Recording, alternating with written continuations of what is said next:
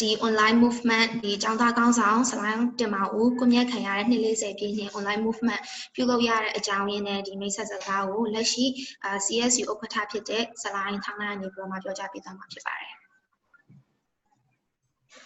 ဟုတ်ကဲ့အားလုံးမင်္ဂလာပါကျွန်တော်တို့ဒီအခုအစီအစဉ်ကကျွန်တော်တို့ဒီ online ပေါ်နဲ့လုပ်ရတဲ့အကြောင်းရင်းကတော့ကျွန်တော်တို့အားလုံးသိတဲ့အတိုင်းပဲဒီနှစ်ကကြတော့ယောဂအခြေအနေလည်းရှိတဲ့အတွက်ကြောင့်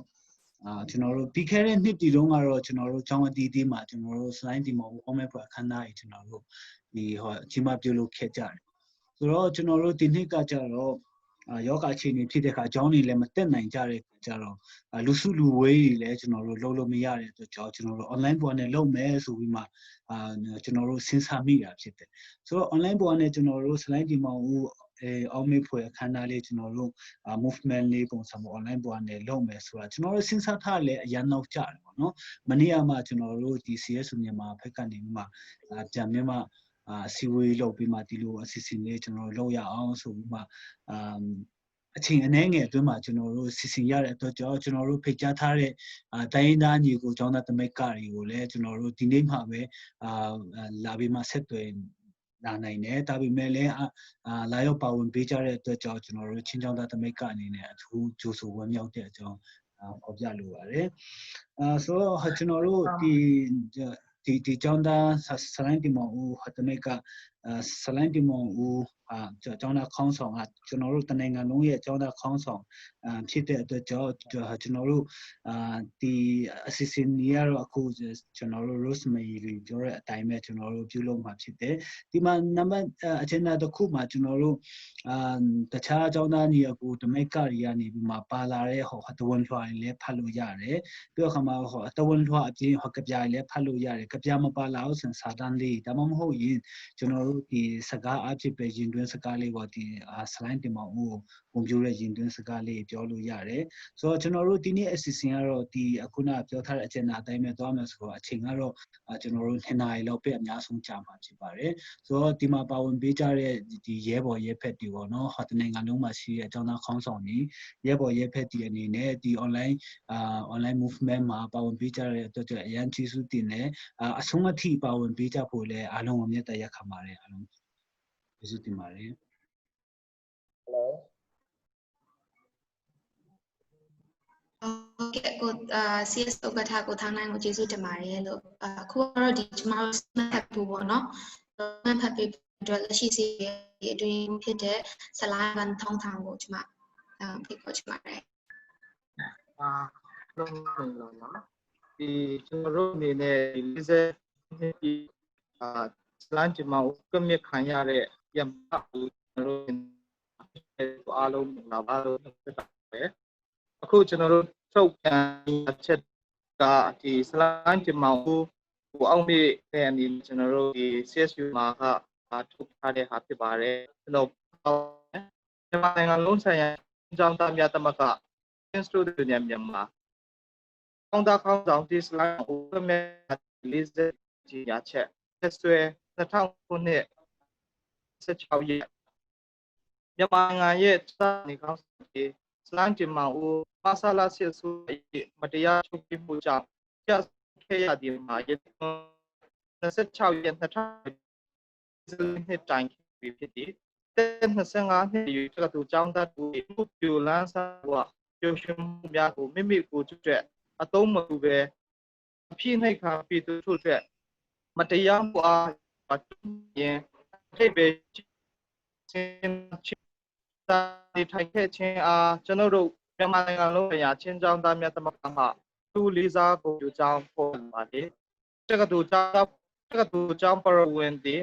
စွာပညာသင်ကြားနဲ့အစစ်မဲ့အသိပညာများကိုစီးပူးသင်ကြားသည့်နေရာဖြစ်တော်လဲကျောင်းသားတို့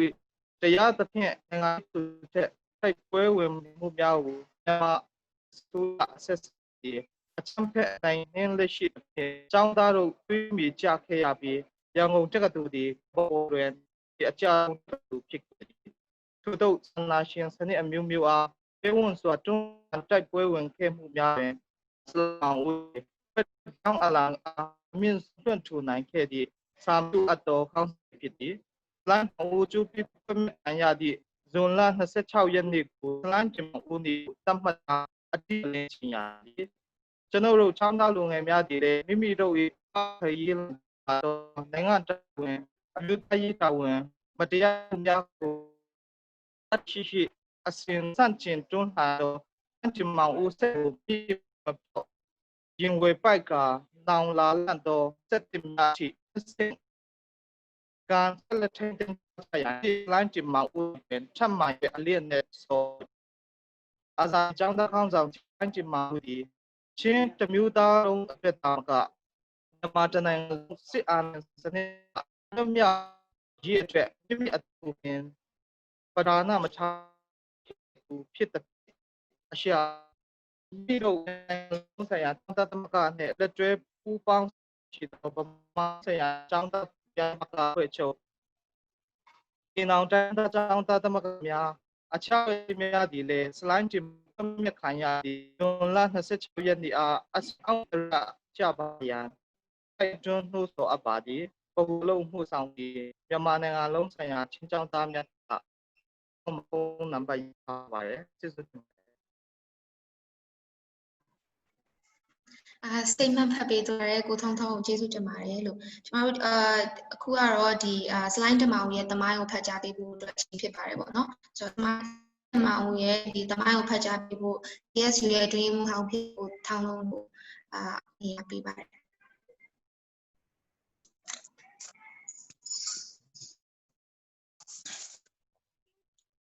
ဟုတ်ကဲ့အားလုံးပဲမင်္ဂလာပါဒီနေ့ slide 3ရဲ့44နှစ်မြောက်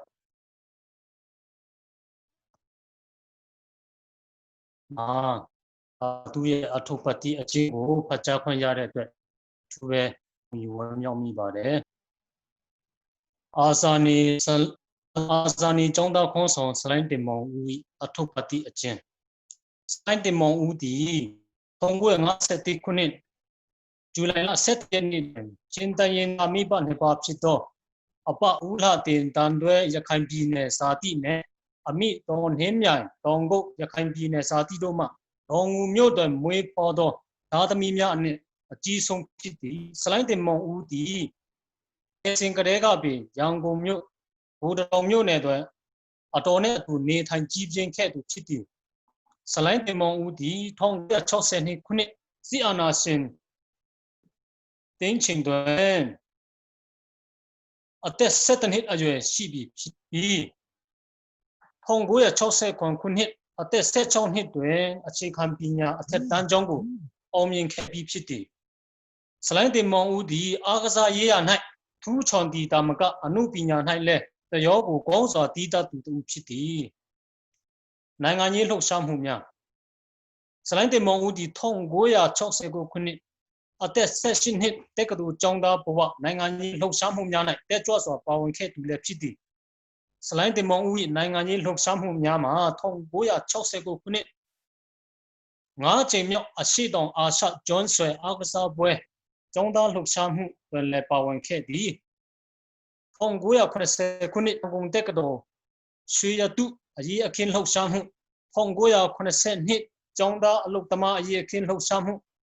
1982ခုနှစ်ဂျွန်အလုပ်သမားအရေးအခင်းလှုပ်ရှားမှု1984ခုနှစ်ဦးတန်အရေးအခင်းလှုပ်ရှားမှု1986ခုနှစ်အိုင်းယာဘီအရေးအခင်းလှုပ်ရှားမှုများတွင်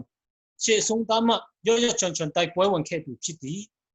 1982ခုနှစ်ရန်ကုန်တက္ကသိုလ်ရွှေရတုအရေးအခင်းသမိုင်းဝန်အတွင်းဖြစ်ပေါ်သောလှုပ်ရှားမှုတွင်လည်းတက်ကြွစွာပါဝင်ခဲ့သည်ထိုလှုပ်ရှားမှုကြောင့်စစ်အာဏာရှင်များ၏ဖမ်းဆီးမှုကိုခံခဲ့ရပြီးရန်ကုန်အင်းစိန်ထောင်၌ချုံနှောင်ချင်းခံခဲ့ရသည်တို့ရတွင်မြန်မာဆိုရှယ်လစ်လမ်းစဉ်ပါတီမှနိုင်ငံတော်ဖွဲ့စည်းပုံအခြေခံဥပဒေကိုအတည်ပြုအာဏာတက်ရောက်ခြင်း1984ခုနှစ်ဇန်နဝါရီလ3ရက်နေ့တွင်ထောင်မှပြန်လည်လွတ်မြောက်လာခဲ့သည်1984ခုနှစ်မှထောင်မှပြန်လည်လွတ်မြောက်လာပြီးနောက်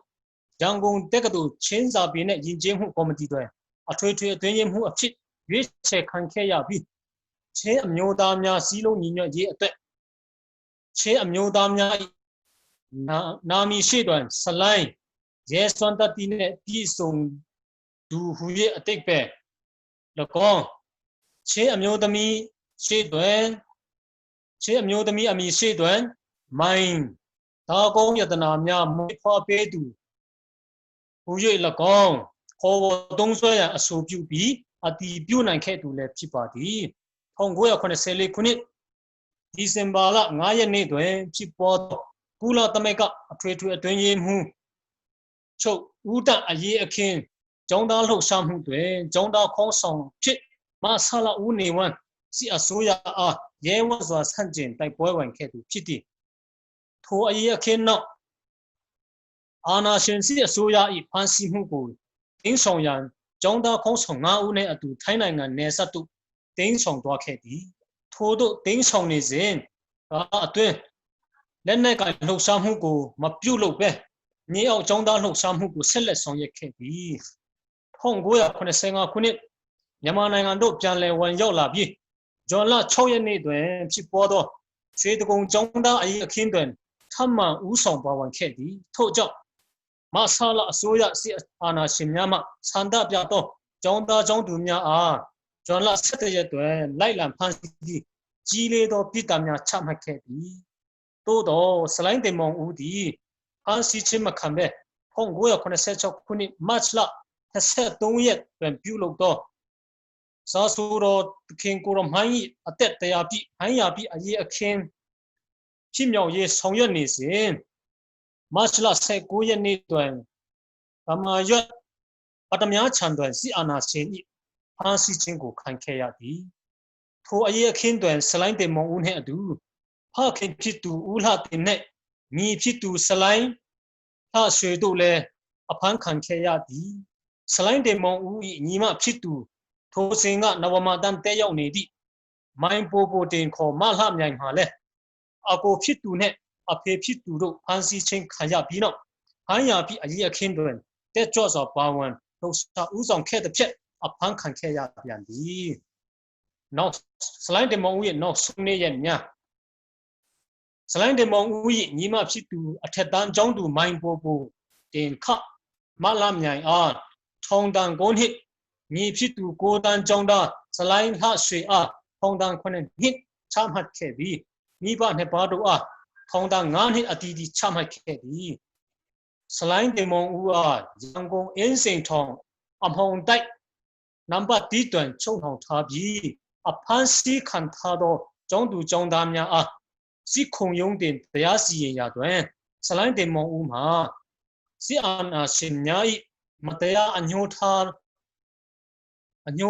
သောပြည်တံချမှတ်ခြင်းကိုခံခဲ့ရသည်စစ်ခုံရုံးတွင်ပြင်ဆင်ချက်တင်လျင်ပြည်တံလျှော့ပေးမည်ဟုပြောခဲ့တော်လဲမင်းတို့ငါခန္ဓာကိုယ်သာတတ်လို့ရမယ်ငါရဲ့ယုံကြည်ချက်နဲ့ယက်တီချက်ကိုတော့ဘယ်တော့မှတတ်လို့ရမယ်မဟုတ်ဘူးမင်းတို့စစ်ဖနတ်အောက်မှာငါဘယ်တော့မှတူးမထုတ်ဘူးဟုရဲရဲတော့ပြောခဲ့သူဖြစ်သည်ရုပ်ဖြစ်1986ဇွန်လ26ရက်နေ့နာနဲ့4နာရီတွင်လူမတိသူမတိမိဘဆွေမျိုးများအားအကြောင်းကြားအတိပေးခြင်းမရှိဘဲအာစီအာနာရှင်များ၏တိတ်တဆိတ်ထိုးဝတ်စွာမတရားကျိုးစင်ပြီးတပ်ဖြတ်ကွပ်မျက်ခြင်းကိုခံခဲ့ရသည့်စလိုင်းတင်မောင်ဦးသည်ကျိုးစင်ပြီးကွပ်မျက်ရာတွင်ချက်ချင်းမတည်လျင်ဒူနိုင်သည်ဟုပြောဆိုကာနောက်ဆုံးတော့တဲ့အချိန်ထိရဲဝံ့စွာရပ်တည်သွားခဲ့သည်မြန်မာသမိုင်းတစ်လျှောက်တွင်ဤကဲ့သို့ကျောင်းသားခေါင်းဆောင်တဦးအားတိတ်တဆိတ်စွာကျိုးစင်ပြီးကွပ်မျက်ခြင်းမှာမဆုံးစဘူးဖြစ်ရတခုဒါဖြစ်ပေသည်ပဟိုအလုပ်အမှုဆောင်ကော်မတီမြန်မာနိုင်ငံလုံးဆိုင်ရာချင်းကျောင်းသားတမကအားလုံးကိုကျေးဇူးတင်ပါတယ်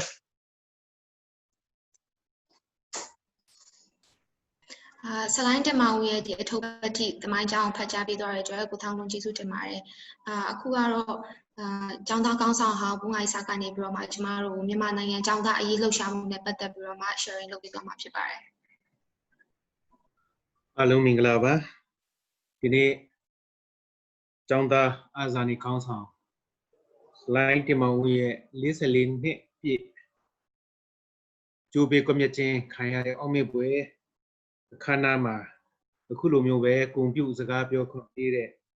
မြန်မာနိုင်ငံလုံးဆိုင်ရာကျောင်းသားသမဂ္ဂများတာဝန်ရှိတဲ့ပုဂ္ဂိုလ်များအားလုံးပေါ်မှာကျေးဇူးတင်ပါတယ်ဒီလိုကျောင်းသားကောင်းဆောင်ဟောင်းမြောက်များစွာရှိတဲ့နေ့မှာကျွန်တော်ကိုရွေးချယ်ပြောကြားခွင့်ပေးတဲ့အတွက်ကြောင့်လည်းဂုဏ်ယူဝမ်းမြောက်တဲ့အကြောင်းဟောပြလိုပါတယ်ဒီနေ့ဒီစီစဉ်ကိုရှိရှုအားပေးကြတဲ့မိဘပြည်သူပေါင်းတဲ့တကွာမြို့ချစ်ကျောင်းသားများတပြည်လုံးမှာရှိတဲ့တိုင်းရင်းသားကျောင်းသားများနဲ့တကွကျောင်းသားဘဝမှာလှုပ်ရှားခဲ့ကြတဲ့အားလုံးဂုဏ်ပြုထိုက်သူများဂုဏ်ပြုပါတယ်စလိုင်းတင်မောင်ဦးဟာခုနတာဝန်ရှိသောကျောင်းသားကောင်းဆောင်များက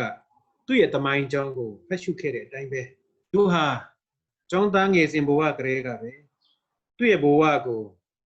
တိုင်းပြည်အတွက်ပေးဆက်ပြီးတော့တရားမျှတမှုလွတ်လပ်မှုလူအခွင့်အရေးအတွက်အစဉ်တစိုက်တိုက်ပွဲဝင်ခဲ့တာဖြစ်ပါတယ်ကျွန်တော်တို့ကျောင်းသားတမိုင်းတစ်လျှောက်မှာလှုပ်ရှားမှုတမိုင်းတစ်လျှောက်မှာရက်စက်မှုပေါင်းမြောက်များစွာနဲ့အာဏာရှင်တို့ကကျောင်းသားတွေကိုတပ်ဖြတ်ခဲ့တဲ့ဟာဒီအဆင့်ထိတော့မရောက်ဘဲနဲ့ထောင်ချတဲ့အဆင့်ထိဖြစ်တဲ့အဆင့်ထိကမကြာခဏဖြစ်ခဲ့ပါတယ်သူတော်မြန်မာတမိုင်းမှာပထမဦးဆုံးသောကျိုးပြေကပ်နဲ့ခံရတဲ့ကျောင်းသားဆိုလို့ဒီကျောင်းသားအာဇာနည်ကောင်းဆောင်စလိုင်းတင်မောင်ဦးကလည်းရှိပါတယ်ဒီနောက်ပိုင်းမှာလည်းစလိုင်းတင်မောင်ဦးကဲ့သို့အရှင်လက်လက်ကျိုးပြေကပ်မြတ်တဲ့ကျောင်းသားရှိတယ်လို့ကျွန်တော်တမိုင်းမှာမတွေ့ရသေးဘူးဒါကြောင့်ထူးခြားတဲ့ဒီကျောင်းသားအာဇာနည်ကောင်းဆောင်စလိုင်းတင်မောင်ဦးနဲ့ပတ်သက်လို့ပြောစရာကုန်ပြုစကားပြောမှာဖြစ်ပါတယ်ကျွန်တော်တို့ဥပဒေရဲ့သဘောတရားမှာပြစ်မှုတစ်ခုဟာ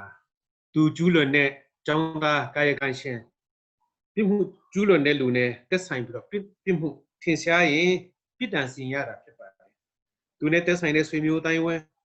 ဇနီးတဲ့သူ့ရဲ့မိသားစုနဲ့ပြစ်မှုဒီသက်ဆိုင်ခြင်းမရှိသလိုတခြားသောရွာသားများသူ့ရဲ့အတိုင်းဝဲများနဲ့သက်ဆိုင်ခြင်းမရှိသို့တော့မြမသမိုင်းမှာအင်မတန်မှရက်ဆက်တဲ့1986ခုနှစ်မှာတာဝန်ရှိတဲ့မဆလတပါတီအာနာရှင်စနစ်ကစလိုင်းတင်မောင်ဦးကိုကျိုးပြေကွက်မြက်ခဲ့တဲ့အပြင်သူနဲ့သက်ဆိုင်တဲ့မိဘနှစ်ပါးဦးလာတင်နဲ့တော်နှင်းမြိုင်သူ့ရဲ့ညီမများဖြစ်တဲ့မိုင်းလှမြိုင်နဲ့စလိုင်းလှရွှေတို့ကိုလည်းထောင်ဒဏ်အသီးသီးတွေစီရင်ခံခဲ့တာကျွန်တော်တို့တမိုင်းမှာတွေ့ရပါတယ်ဒီလိုရက်ဆက်တဲ့ပြုမှုဟာကျွန်တော်တို့မြမတမိုင်းတပါတီအာနာရှင်စနစ်စစ်အာဏာရှင်စနစ်ကောင်းမှာပဲဒါမျိုးဟာရှိနေရဲဆိုတာကိုကျွန်တော်တို့သမိုင်းတင်ခန်းစာတွေ့ခဲ့ရပါတယ်1989ခုနှစ်မှာဝန်ကြီးချုပ်ဟောင်းဦးနုနဲ့ကျွန်တော်တွားတွေ့ပြီးတော့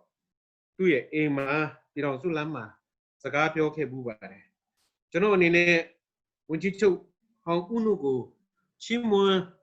ခံဖွင့်ပါတယ်သူကျောင်းသားသမက်ကဘဝမှာတက်တိရှိနဲ့1936 1935ပတ်ဝန်းကျင်မှာကျောင်းသားသမက်ကကောင်းဆောင်အနေနဲ့ဝန်ကြီးချုပ်ဟောင်းဦးနုတို့လှုပ်ရှားခဲ့တဲ့ဘဝဘူချောအောင်ဆန်းလှုပ်ရှားခဲ့တဲ့ဘဝတွေကိုထောက်ပြပြီးတော့ကျွန်တော်ပြောခဲ့ပါတယ်ဝန်ကြီးချုပ်ရဲ့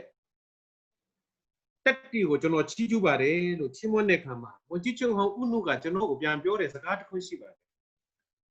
တကယ်တော့ကျွန်တော်တက်တိမရှိပါဘူးအင်္ဂလိပ်ဆိုရဟာစီကံအင်မတန်မှရှိတဲ့အတွက်ကြောင့်ဥပဒေပြင်ပမှာဘာမှမလုပ်ဘူးဥပဒေကိုကျွန်တော်နားလည်ထားတဲ့အတွက်ကြောင့်ကျွန်တော်ကိုတတ်မှာမဟုတ်ဘူးဥပဒေရတရားစီရင်ပြီးမှထောင်မဲ့ချမှာဆိုဆုံးမှပြီးမလို့ပဲပြန်ထွက်မှာဒါကြောင့်ကျွန်တော်တက်တိရှိနေတာယနေ့ခေတ်နဝတခေတ်လိုမျိုးဥနေဝလိုတပါတီရှင်အာနာရှင်လိုမျိုးမှာကျွန်တော်အဲ့လိုတက်တိမရှိနိုင်ဘူးလို့သူပြောခဲ့တဲ့စကားဟာယနေ့တမိုင်းမှာကျွန်တော်တို့စလိုင်းတင်မောင်ဦးကျိုးပြကွက်မြက်ခံခဲ့ရတဲ့ထောက်ထားမှာပြည်စုံတာကိုကျွန်တော်တွားတွေ့ရ ဒီ slide ဒီမှာဦးကနေပတ်သက်ပြီးတော့ကျိုးပြေကွက်မြက်ခံရတဲ့သမိုင်းကြောင်းကိုကျွန်တော်ကြည့်တဲ့အခါမှာကျွန်တော်တို့အနေနဲ့သင်ခန်းစာယူစရာမြောက်များစွာရှိပါတယ်။ကျောင်းသားဆိုတာအမျိုးသားရေးကိစ္စကိုပဲလုပ်တယ်။ကျောင်းသားဆိုတာပြည်သူလူထုရဲ့လွတ်လပ်မှုတရားမျှတမှုလူအခွင့်အရေးအတွက်ပဲတိုက်ပွဲဝင်တယ်။ရောသွေးကင်းတယ်ပါတီနိုင်ငံရေးပါတီကိစ္စကင်းရှင်းတယ်။ဒါကြောင့်အမျိုးသားရေးအတွက်မြန်မာပြည်သူတရက်လုံးအတွက်အသက်ပေးတိုက်ပွဲဝင်တဲ့ကျောင်းသားအဆက်ဆက်တွေကြောင့်ယနေ့မြန်မာနိုင်ငံကြီးဟာလည်းပဲ1988အရေးခင်းကနေစပြီးတော့ဂရီတေလာခက်လိုက်တယ်နဝတခက်ခံခဲ့ရပြီးနောက်ပိုင်းမှာခုဒီမိုရီစီတဝက်တပြက်နဲ့ကျွန်တော်တို့2008အခြေခံဥပဒေအောက်မှာလွတ်လပ်မှုတချို့ကိုကျွန်တော်ရရှိလာခဲ့တာဖြစ်ပါတယ်ဒါဟာဘာကြောင့်ဒီလိုတပိုင်းတစ်စနဲ့ဒီမိုရီစီအခွင့်အရေးရလာခဲ့တယ်လဲဆိုရင်ကျောင်းသားဆက်မှာကျိုးပန်းခဲ့ရတဲ့ကျောင်းသားကောင်းဆောင်တွေကျောင်းသားတွေအသက်ပေးခဲ့တာဒီစတီးခဲ့တဲ့ချွေးတွေဒီဟာရဲ့အကျိုးဆက်အပြင်ကျွန်တော်တို့ရခဲ့တာဖြစ်ပါတယ်ကျွန်တော်တို့ slide ဒီမှာဦးကဘလောက်ပဲချုပ်ဆက်ခံပြရမှုအောက်မှာနေခဲ့ရပါစေသူဟာခံဝင်မထိုးခဲ့ဘူးနောက်တစ်ချိန်မလုပ်တော့ပါဘူးလို့ဟာယွန်းကြောင့်လည်းလက်မထိုးခဲ့ဘူးသူလုံနေတာဟာမှန်တယ်ဘယ်တော့မှဒူးမထောက်ဘူးနောင်တမရဘူးကျောင်းသားဆက်ဆက်ကဒီလိုပဲဆက်ရှိနေမယ်ဆိုတာကိုသူ့ရဲ့စကားတစ်ခွန်းကနေယနေ့တိုင်းကျွန်တော်တို့စကားပြောနေတယ်သူဟာသူ့ရဲ့မိသားစုသူ့ဘဝကိုစတေးပြီးတော့ရဲတော့ပြောခဲ့တဲ့စကားရှိတယ်စစ်အာဏာရှင်ဖနှက်အောင်မှာဘယ်တော့မှဒူးမထောက်ဘူးမင်းတို့ငါကိုငါခန္ဓာကိုတတ်လို့ရကောင်းရမယ်ဒါပေမဲ့ငါရဲ့ခံယူချက်ငါရဲ့ယုံကြည်ချက်ကိုတော့မင်းဘယ်တော့မှတတ်လို့ရမှာမဟုတ်ဘူးဆိုတဲ့စကားကိုကျွန်တော်တို့ယနေ့မိသားအားလုံးအတွက်ထားခဲ့တာဖြစ်ပါတယ်ယနေ့ slide ဒီမှာဦးတို့ကျောင်းသားဆက်ဆက်ခေါင်းဆောင်တွေကလူးမထောက်ခဲ့တဲ့အကျိုးဆက်ယုံကြည်ချက်ကိုခံယူချက်ကိုမစွန့်ထုတ်ခဲ့အကျိုးဆက်အဲ့ဒီယုံကြည်ချက်ရှင်သန်နေတဲ့အတွက်ကြောင့် slide ဒီမှာဦးဟာကျိုးပေးကွက်မြက်ခဲ့တော့ခံခဲ့တော့လဲသူ့ရဲ့နောက်ဆက်မျိုးဆက်တဲ့ကျောင်းသားလူငယ်များဟာအဆက်ဆက်ကျောင်းသားလှုပ်ရှားမှုများလုပ်ခဲ့ပြီးတော့စစ်ဖက်အောက်မှာဘလောက်ပဲရက်စက်မှုတန်ကိုခံရလှုပ်ရှားတိုက်ပွဲဝင်ခဲ့တဲ့အတွက်ယနေ့ဆိုရင်မြန်မာနိုင်ငံဟာဒီမိုကရေစီအစစ်အမှန်ဖက်ဒရယ်ပြည်ထောင်စုအစစ်အမှန်မရသေးတော့ညာလည်းပဲကျွန်တော်တို့က2008အခြေခံဥပဒေမှာထိုက်တင်သောလွတ်လပ်မှုလေးကိုကျွန်တော်တို့ရရှိနိုင်တဲ့အကျိုးခံစားရတာဖြစ်ပါတယ်ယနေ့ဒီလိုသမိုင်းချမှုတွေကိုကျွန်တော်ကြည့်တဲ့အခါမှာကျွန်တော်တို့အတိမတ်ပြုမှုနဲ့ကုန်ပြုမှုလိုအပ်နေပါတယ်ကျွန်တော်တို့မြန်မာသမိုင်းမှာတချို့သောပုဂ္ဂိုလ်များရဲ့မှတ်တမ်းကိုဖျောက်ဖျက်လိုတဲ့အာဏာပိုင်များရဲ့အကျင့်ညာမကြာခဏတွေ့နေရတယ်ကုလသမဂ္ဂအဖွဲ့အထွေထွေအတွင်းမှုချုပ်ဦးတန့်ကိုသူ့ရဲ့အရေးပါမှုအခမ်းကဏ္ဍကိုမြင့်မြင့်စီလိုတဲ့အတွက်ဖိကလတ်ဆန်စီစဉ်နေတဲ့ကိစ္စမှာအတုပအခမ်းအနားစီစဉ်တဲ့ကိစ္စမှာကျောင်းသားတွေရဲ့အမျိုးသားစိတ်ဓာတ်ကြောင့်ပေါ်ထွန်းလာတဲ့ကျောင်းသားလှုပ်ရှားမှုတွေဟာကျွန်တော်တို့သင်ခန်းစာယူစရာဖြစ်ပါတယ်ဒီနေ့မြန်မာသမိုင်းဆက်ဆက်မှာတိုင်းသားလူမျိုးတီးတီးရဲ့လှုပ်ရှားမှုလွတ်လပ်ရေးတိုက်ပွဲဝင်လှုပ်ရှားမှုလွတ်လပ်မှုနဲ့တရားမျှတမှုနဲ့ဒီမိုကရေစီရေးလှုပ်ရှားမှုနဲ့သမိုင်းကြောင်းတွေမှာဆွမ်းနဲ့ပါဝင်ခဲ့တဲ့သူတွေရဲ့မှတ်တမ်းတွေကိုပြန်ပေါ်ထုတ်ပြီးတော့အတိမတ်ပြုဖို့ပုံပြုဖို့လိုအပ်နေတယ်စလိုင်းဒီမောင်ကမြေရောခံနေတယ်သူ့ရဲ့လှုပ်ရှားဆောင်ရွက်မှုတွေနဲ့အပေးမှုတွေကလည်းယနေ့သူဟာထိုက်တဲ့ကုန်ပြုမှုမခံရသေးဘူးဒါတွေဟာဖြစ်ရင်ကျွန်တော်တို့ကမြေရောနေပေမဲ့အကျိုးဆက်အပြင်ဘာဖြစ်သွားပြီလဲဆိုရင်ဒီလိုတက်တိရှိပြီးတော့ထူးချွန်ပြီးတော့ပြည်သူအတက်တိုက်ပွဲဝင်နေတဲ့ခေါင်းဆောင်ကောင်းများကိုမြေလျော့ခြင်းအပြင်အလားတူတရေကောင်းများအလားတူပဲခေါင်းဆောင်ကောင်းများနောက်မကြာမှာလွတ်လွတ်ရှုံရှုံပြီးတော့မပေါ်ထွန်းမှာကိုစိုးရိမ်စိတ်ရှိရပါတယ်ဒါကြောင့်ကျွန်တော်တို့တိုင်းသားပြည်သူပေါင်းကနေစလိုင်းတင်မဦးသည်ကျောင်းသားအာဇာနည်ကောင်းဆောင်ပထမဦးဆုံးကျောင်းသားရေးအတွက်ပြည်သူတရက်လုံးတော့လက်လက်မှုနဲ့မျှတမှုအတွက်တိုက်ပွဲဝင်တဲ့ကျောင်းသားကောင်းဆောင်သူ့ကိုကွန်ပျူထိုက်တယ်ဆိုတော့စိတ်ဓာတ်နဲ့ပြည်ထောင်စုမြန်မာနိုင်ငံတယောက်တန်းတွန်းလုံးမှာရှိတယ်ဒီမိုကရေစီမျက်နှိုးသူအားလုံးကျောင်းသားများအားလုံးကကွန်ပျူထိုက်တဲ့ပုဂ္ဂိုလ်ဖြစ်ပါတယ် ဒါအပြင်ကျွန်တော်တို့ဒီနေ့ဂျာနဲ့တိုင်းသားခေါင်းဆောင်များကတင်ခိုင်းယူစရာတွေနေကုန်းချုပ်အနေနဲ့ပြောပြရစီကျွန်တော်တို့အနေနဲ့ဒီနေ့ slide တင်မောင်ဦးရဲ့လှုပ်ရှားဆောင်ရွက်မှုကနေတင်ခန်းစာယူလို့ရပါတယ်ကျွန်တော်တို့ဘယ်တော့မှအရှုံးမပေးဘဲနဲ့ဒူးမထောက်ဘဲနဲ့မြန်မာနိုင်ငံတဝန်းလုံးမှာလူအခွင့်အရေးကိစ္စတရားမျှတမှုကိစ္စအမျိုးသားတန်းတူရေးကိစ္စကိုကြမာကိုဖန်တီးခွင့်ကိစ္စဒီမိုကရေစီရေးကိစ္စတိုက်ပွဲဝင်တဲ့နေရာမှာဘယ်တော့မှဒူးမထောက်ဘဲနဲ့အရှုံးမပေးဘဲနဲ့ဆက်လက်တိုက်ပွဲဝင်ခြင်းအပြင်ကျွန်တော်တို့ဟာတနေ့မှာကျွန်တော်တို့တည်ရင်တည်နေမယ်ကျွန်တော်တို့ဟာအသက်ပေးရင်ပေးသွားရမယ်ကျွန်တော်တို့ကဆုံးရှုံးခံရမယ်ကျွန်တော်တို့ကလေပင်းကြီးခံပြီးတော့အသက်ခံရလိမ့်မယ်သို့တော့ကျွန်တော်တို့ဒူးမထောက်ဘဲနဲ့ဆက်လက်ပြီးတော့ကျွန်တော်တိုက်ပွဲဝင်နေခဲ့ရရင်ထုတ်ရှားဆောင်ရွက်ကြင်ကြရရင်ကျွန်တော်တို့ရဲ့ခံယူချက်ကျွန်တော်ရဲ့ယုံကြည်ချက်တတ်လို့မရတဲ့အတွက်ကြောင့်ဒီနေ့တစ်ချိန်ချင်းမကြာသောကာလမှာကျွန်တော်တို့မျိုးဆက်တစ်များကပြည်ထောင်စုတစ်ဝန်းလုံးမှာတရားမျှတမှုလွတ်လပ်မှုအမျိုးသားတန်းတူရေးနဲ့တကွကိုကံကြမ္မာကိုဖန်တီးခွင့်ကိုလည်းရရှိနေနိုင်လိမ့်မယ်လို့ယုံကြည်ပါတယ်ကျွန်တော်တို့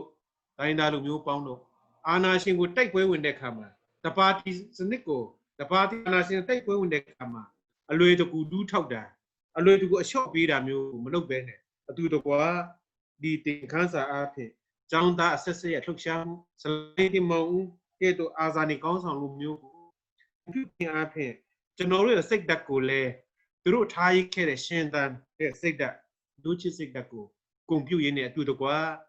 အတိအမှတ်ပြုပြီးတော့ဂုဏ်ပြုရင်းနဲ့ကျွန်တော်တို့ပါလက်တွေဆောင်ရွက်ကြပါစို့လို့တိုက်တွန်းရင်းနဲ့နေကုန်းချုပ်ပါတယ်အားလုံးကိုကျေးဇူးတင်ပါတယ်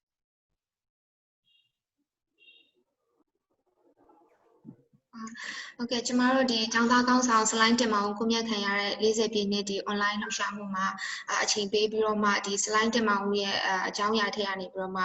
ဒီလူငယ်တွေအနေနဲ့တမျိုးသားလုံးအနေနဲ့ဒီသင်ခန်းစရာယူစရာတွေကိုပေါ့နော်ပြောပြပေးသွားတဲ့ဆရာမိုင်းဆက်ကိုအထူးပဲကျေးဇူးတင်ပါတယ်ကျမတို့အခုအခုအစီအစဉ်ကတော့ဒီပါဝင်သူများတယောက်ချင်းစီကိုကျမတို့မိတ်ဆက်ချင်းတီးနိုင်ဖို့အတွက်မိတ်ဆက်သွားမယ့်အစီအစဉ်ဖြစ်ပါတယ်ပေါ့နော်မိတ်ဆက်နေတဲ့တစ်ဆက်တည်းမှာပဲကျမတို့အနေနဲ့ပြင်ဆင်လာတာတွေရှိနေပေါ့နော်တဝမ်းလွာကြပြစာတန်းဒါမှမဟုတ်ရင်တွင်းစကားတွေပြင်ဆင်လာတာရှိနေအဲ့ဒါကိုတစ်ခါတည်းပေါ့နော်တယောက်ကိုအနည်းဆုံးအများဆုံး2မိနစ်လောက်ပေါ့နော်အချိန်2မိနစ်ထက်နည်းတာလည်းဖြစ်နိုင်တယ်ပေါ့နော်တစ်ဆက်တည်းမှာပဲဒီကျမတို့ဒီ CSU ကနေပြီးတော့မှပြင်ဆင်ထားတဲ့သူကတော့ကြိုတင်ပြင်ဆင်ထားတဲ့သူကတော့3ယောက်ရှိရပေါ့နော်သူတို့အနေနဲ့ပြင်ဆင်ထားတဲ့ဟာကိုမိတ်ဆက်ရင်းတဲ့ခါတည်းဖတ်ကြားပေးသွားပေးဖို့ဖြစ်ပါတယ်ပေါ့နော်ကျွန်မအနေနဲ့အဲ့3ယောက်ကိုအရင်ဖိတ်ခေါ်ပြီးတော့မှကျန်တဲ့သူတွေကတယောက်ချင်းစီမိတ်ဆက်သွားလို့ဖြစ်ပါတယ်ပေါ့နော်ပထမဦးဆုံးဒီ slide တင်မှာဟိုအတွက်ကွန်ပျူကြပြရွတ်ဆိုပေးမယ်ဆလိုင်းအဲလီရှမာပေါ့နော်ကလေးတက်ကတူဖြစ်ပါတယ်သူကဒီကြပြရဲ့ခေါင်းစဉ်ကတော့အမြင့်ပြန်ခဲ့ပြီးအောက်ချင်းကလို့ဆိုပါတယ်အားလုံးမင်္ဂလာစီအာနာရှင်စနစ်ပြီးတော့ပါတီအာနာရှင်စနစ်အစိုးရရဲ့ကွက်မြတ်ခံရတဲ့ကျွန်တော်တို့ချင်းကျောင်းသားခေါင်းဆောင်ပြီးတော့ကျွန်တော်တို့နိုင်ငံလုံးအတွက်ခေါင်းဆောင်တော့ပေါ့ကျွန်တော်တို့အာဇာနည်ခေါင်းဆောင်ကြီးပေါ့သူအောက်မေခန္ဓာမှာကျွန်တော်ကြပြရွတ်ခွင့်ရတဲ့အတွက်အခုကျွန်တော်ကလေးတက်ကတူကူစားချင်းကျောင်းသားကလေးတက်ကတူကူစားကျွန်တော်ကြပြတော့ရွတ်ပြပေးမှာခေါင်းစဉ်တော့အမေခေပြောက်ချင်းအချက်သူစလိုက်တင်မောင်မိသားစုအကြီးကိုပေးခဲ့ခုတိုင်းပီကုလူမျိုးအကြီးကိုထားစလိုက်မို့အဆွေချင်းဖို့ချင်းစာနဲ့အတူအမေပြန်တဲ့အုပ်ချင်းဟက်စလိုက်တင်မောင်မြန်မာတမိုင်းကပိကျောက်စာမှာအောက်ချင်းတွဲနဲ့ရီးခဲ့သူစလိုက်တင်မောင်အတက်ကိုပြင်းပနမထားအမျိုးနဲ့ဒီမိုကရေစီရဲ့နှစ်သာရဟန်စာရဲ့အတွက်သူပေးခဲ့လေရဲ့ကျူးရှင်စလိုက်မောင်မောင်အလုံးကျေးဇူးတင်ပါတယ်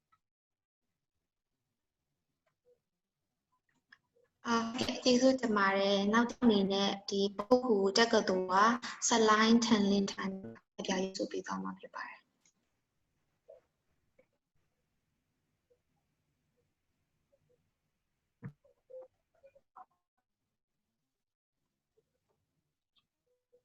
အခုပလက်ကိုဖွင့်ပေးလိုက်တော့ဒါမကြအောင် mic လေးတစ်ချက်လောက် unmute လုပ်ပေးပါ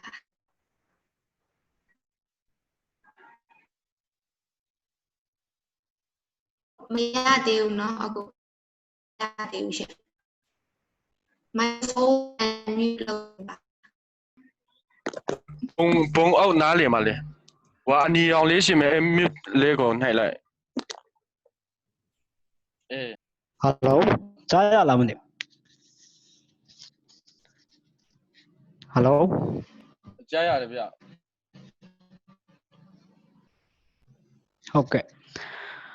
ဟုတ်ကဲ့ကျွန်တော်ဒီနေ့မှာ slide ပို့တင်မောင်းအောက်မေ့ဖွယ်အခမ်းအနား44နှစ်ပြည့်မှာပေါ့နော်ကျွန်တော်ကပြရွတ်ဖတ်ခွင့်ရတဲ့အတွက်အထူးပဲကျေးဇူးတင်ရှိပါတယ်ကျွန်တော်ရွတ်ဖတ်မဲ့ခေါင်းစဉ်ကတော့ slide တင်မောင်းမင်းမတည်ဘူးဖြစ်ပါတယ်စူးစူးရှာရှာဟိုးရှိမှထွက်လာတဲ့အတန်မင်းတို့ငါခန္ဓာကိုယ်ကိုတတ်လို့ရမယ်ငါစိတ်တတ်နဲ့ခံယူချက်ကိုတော့ဘယ်တော့မှတတ်လို့မရဘူးတဲ့အာစာနီမျိုးရဲ့ကြွေးကြော်တန်းအခုထိအသက်ဝင်နေတော့ပဲ1986 26ရက်မနေ့အာယုံတက်ချိန်ဂျိုးကွန်းတိုက်တွင်းကဆလိုင်းရီမင်းကိုတိတ်ဆိတ်စွာထုတ်ဆောင်ခဲ့ကြပြီမဲ့ဂျိုးစင်ဘောကတမိုင်းတွင်နဲ့မိခွန်းဟုံဟုံတောက်ခဲ့တယ်အာရှရဲ့သူရဲကောင်းမင်းကဂျိုးစင်ဘောမှာမတည်ခဲ့ဘူးလေစိုးကြောက်မိတယ်ခက်လူတွေမတပ်ပစ်တည်နေကြမှာကိုလူကိုတော့တတ်နိုင်ခဲ့ကြတယ်ဒါပေမဲ့သူမတည်ခဲ့ဘူးအခုချိန်မကနောင်ချိန်အဆုံးထိရှင်နေသေးတယ်ရှင်နေအောင်မယ်လူတွေရဲ့ယင်ထဲမှာလူမဟုတ်တဲ့သူတွေကတော့မေ့နေကြတယ်စလိုင်းတင်မောင်ဦးမင်းမတည်ဘူးတဖန်ပြောရရင်အာနာရှင်စနစ်ကိုခြေဖြစ်ဖို့အဦးဆုံးတက်ပွဲဝင်ခဲ့သူပဲနှမျောတတနဲ့ရေးမိတယ်စလိုင်းတင်မောင်ဦးမင်းမတည်ဘူးစိဖနာအောင်မှာဒူးမထောက်ဘူးတဲ့ကျွေးကြော်တန်းမိုးထက်ပညာနဲ့ဘဲတင်တန်းခက်အဆက်ဆက်မျိုးဆက်အားလုံးကြားပါစေမျိုးဆက်အားလုံးတို့ကြားပါစေစလိုင်းချင်းပြီကျေးဇူးတင်ပါတယ်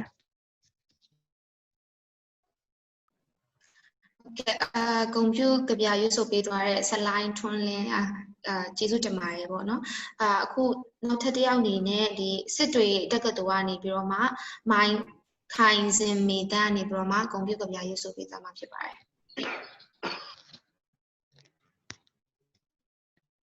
အလိုကြားလားမသိဘူးဟုတ်ကဲ့ပါဟုတ်ကဲ့အားလုံးပဲမင်္ဂလာပါပေါ့နော်ဒီနေ့အကြောင်းသားကောင်းဆောင်ကြီးစာလိုင်းတင်မဦးဂုံပြူကဗျာဖတ်ပွဲမှာပေါ့နော်စစ်တွေကျောင်းသားသမဂ္ဂအနေနဲ့ကျမကနေပြီးတော့ကဗျာကောင်းစဉ်ကကြောက်လို့ရှိရင်ကျိုးစင်ဘုံကဥဒန်းပေါ့နော်ကဗျာဆရာလင်းခနေပြီးတော့ credit လုပ်ထားတာဖြစ်ပါတယ်ဟုတ်ကဲ့ပါသူရဲ့ကောင်းဆိုရင်ငါတို့ကို၌မူရင်ဘန်ထရင်ကိုတတိယကင်ဂျူနီယာကိုတတိယခြေခွေဘိုင်ယာစပါတာကတ်ကိုတတိယချင်းမျိုးသားစလိုင်းတင်မဦးကိုတော့မင်းနေကြလေစစ်ကြဝလာတစ်ဖက်ဆုံးခရီးထွက်နေတဲ့ဟယ်လီဂျက်ဘုံကိုမမရသလိုအနာတိကတိတ်ကြီးကိုမိသလိုငါတို့မိနေကြတယ်အနောက်ဘက်ကမိဝင်းစီးစာကိုငဲကျန်တာနဲ့အရှိဘက်ကလင်းအာယုံကိုငါတို့မိထားကြတယ်မိတ်မဲလေချင်းစလိုင်းတင်မဦးအမည်နာမကြီးမြတ်ဂုံပြောင်ရေးရေးမှုရဲ့တစိတ်အဆုံးမဲ့နစ်နာခံမှုရဲ့သင်္ကေတတာမဏိလိုခိုင်မာငြင်းညမ်းမှုတရားကစစ်အာဏာရှင်ရန်တရားကိုထိအပ်သွားအောင်ကလန်ခံခဲ့တယ်ဆိုအဲ့ဒါစလိုင်းတင်မောင်ဦးပဲတတိယနေရမယ်အောက်မေးနေရမယ်သူ့ခက်မှာတော့သူ့လောက်လှတဲ့ချင်းငါတို့ကောင်းကင်မှာမရှိဘူးဇွန်6ပုတ်သိမ့်ငတ်ပြအလုတ်သမားစံတောင်းရာကြီးစံရခဲ့သူများဥဒန်းအေးចောင်းသားဇွန်6နှစ်ပတ်လဲမှန်းရပြည့်အရေးတော်ပုံရေပြင်ဘောကကြံ့ကြံ့ခံပေးတာဗြိတိရှကိုလိုနီအစဒီမိုကရေစီနှစ်အနှဲငယ်လေစစ်အာဏာရှင်အစုံတူဦးတဲ့သောကျုပ်ပေကွက်မြတ်ခံចောင်းသားခေါင်းဆောင်တရားမဝင်အာဏာသိမ်းအစိုးရရဲ့တရားမှုမဲ့စိတ်ဆုပ်ဖွဲမတရားယုံများကနိုင်ငံတော်ပုံကံသစ္စာဖောက်မှုပါတဲ့ဆလိုင်းတင်မောင်ဦးမထီပြုံးတဲ့နေမှမြင်အောင်လေ ဒီအချင်းမျိုးသားဟာတိုင်းသားလူငယ်တွေရဲ့တန်းစင်သောမိရှုတဆောင်ပါပဲလောက်တဖွာဖွာခက်ထဲကမကြောက်တရားပြသူယောက်ျားမြတ်ပါပဲအာနာရှင်ကုတ်ပိုးကိုပုတ်နှိုးလိုက်တဲ့စူးစူးဝါဝါတောက်ပါတဲ့နေလင်းအောင်ပါပဲကျောင်းသားသမိုင်းဘယ်တော့မှမယိမ့်တဲ့အတိုင်းသူ့ခက်သမိုင်းပေါ်ခုံတက်အာနာရှင်ကိုပုံပြက်စေတာပါပဲကိုအောင်ဆန်းကိုဘဟင်ကိုအောင်ကျော်တို့ရဲ့မချကိုတင်မောင်ဦးဆိုတာတင်တ်ပါသူတွေကိုလက်ဗလာနဲ့ရင်ဆိုင်ဘူးသူလို့လက်နဲ့အာကိုသမားကိုလက်နဲ့အစားထိုးတိုက်ဖို့လဲကျင်စင်ခဲ့ဘူးတယ်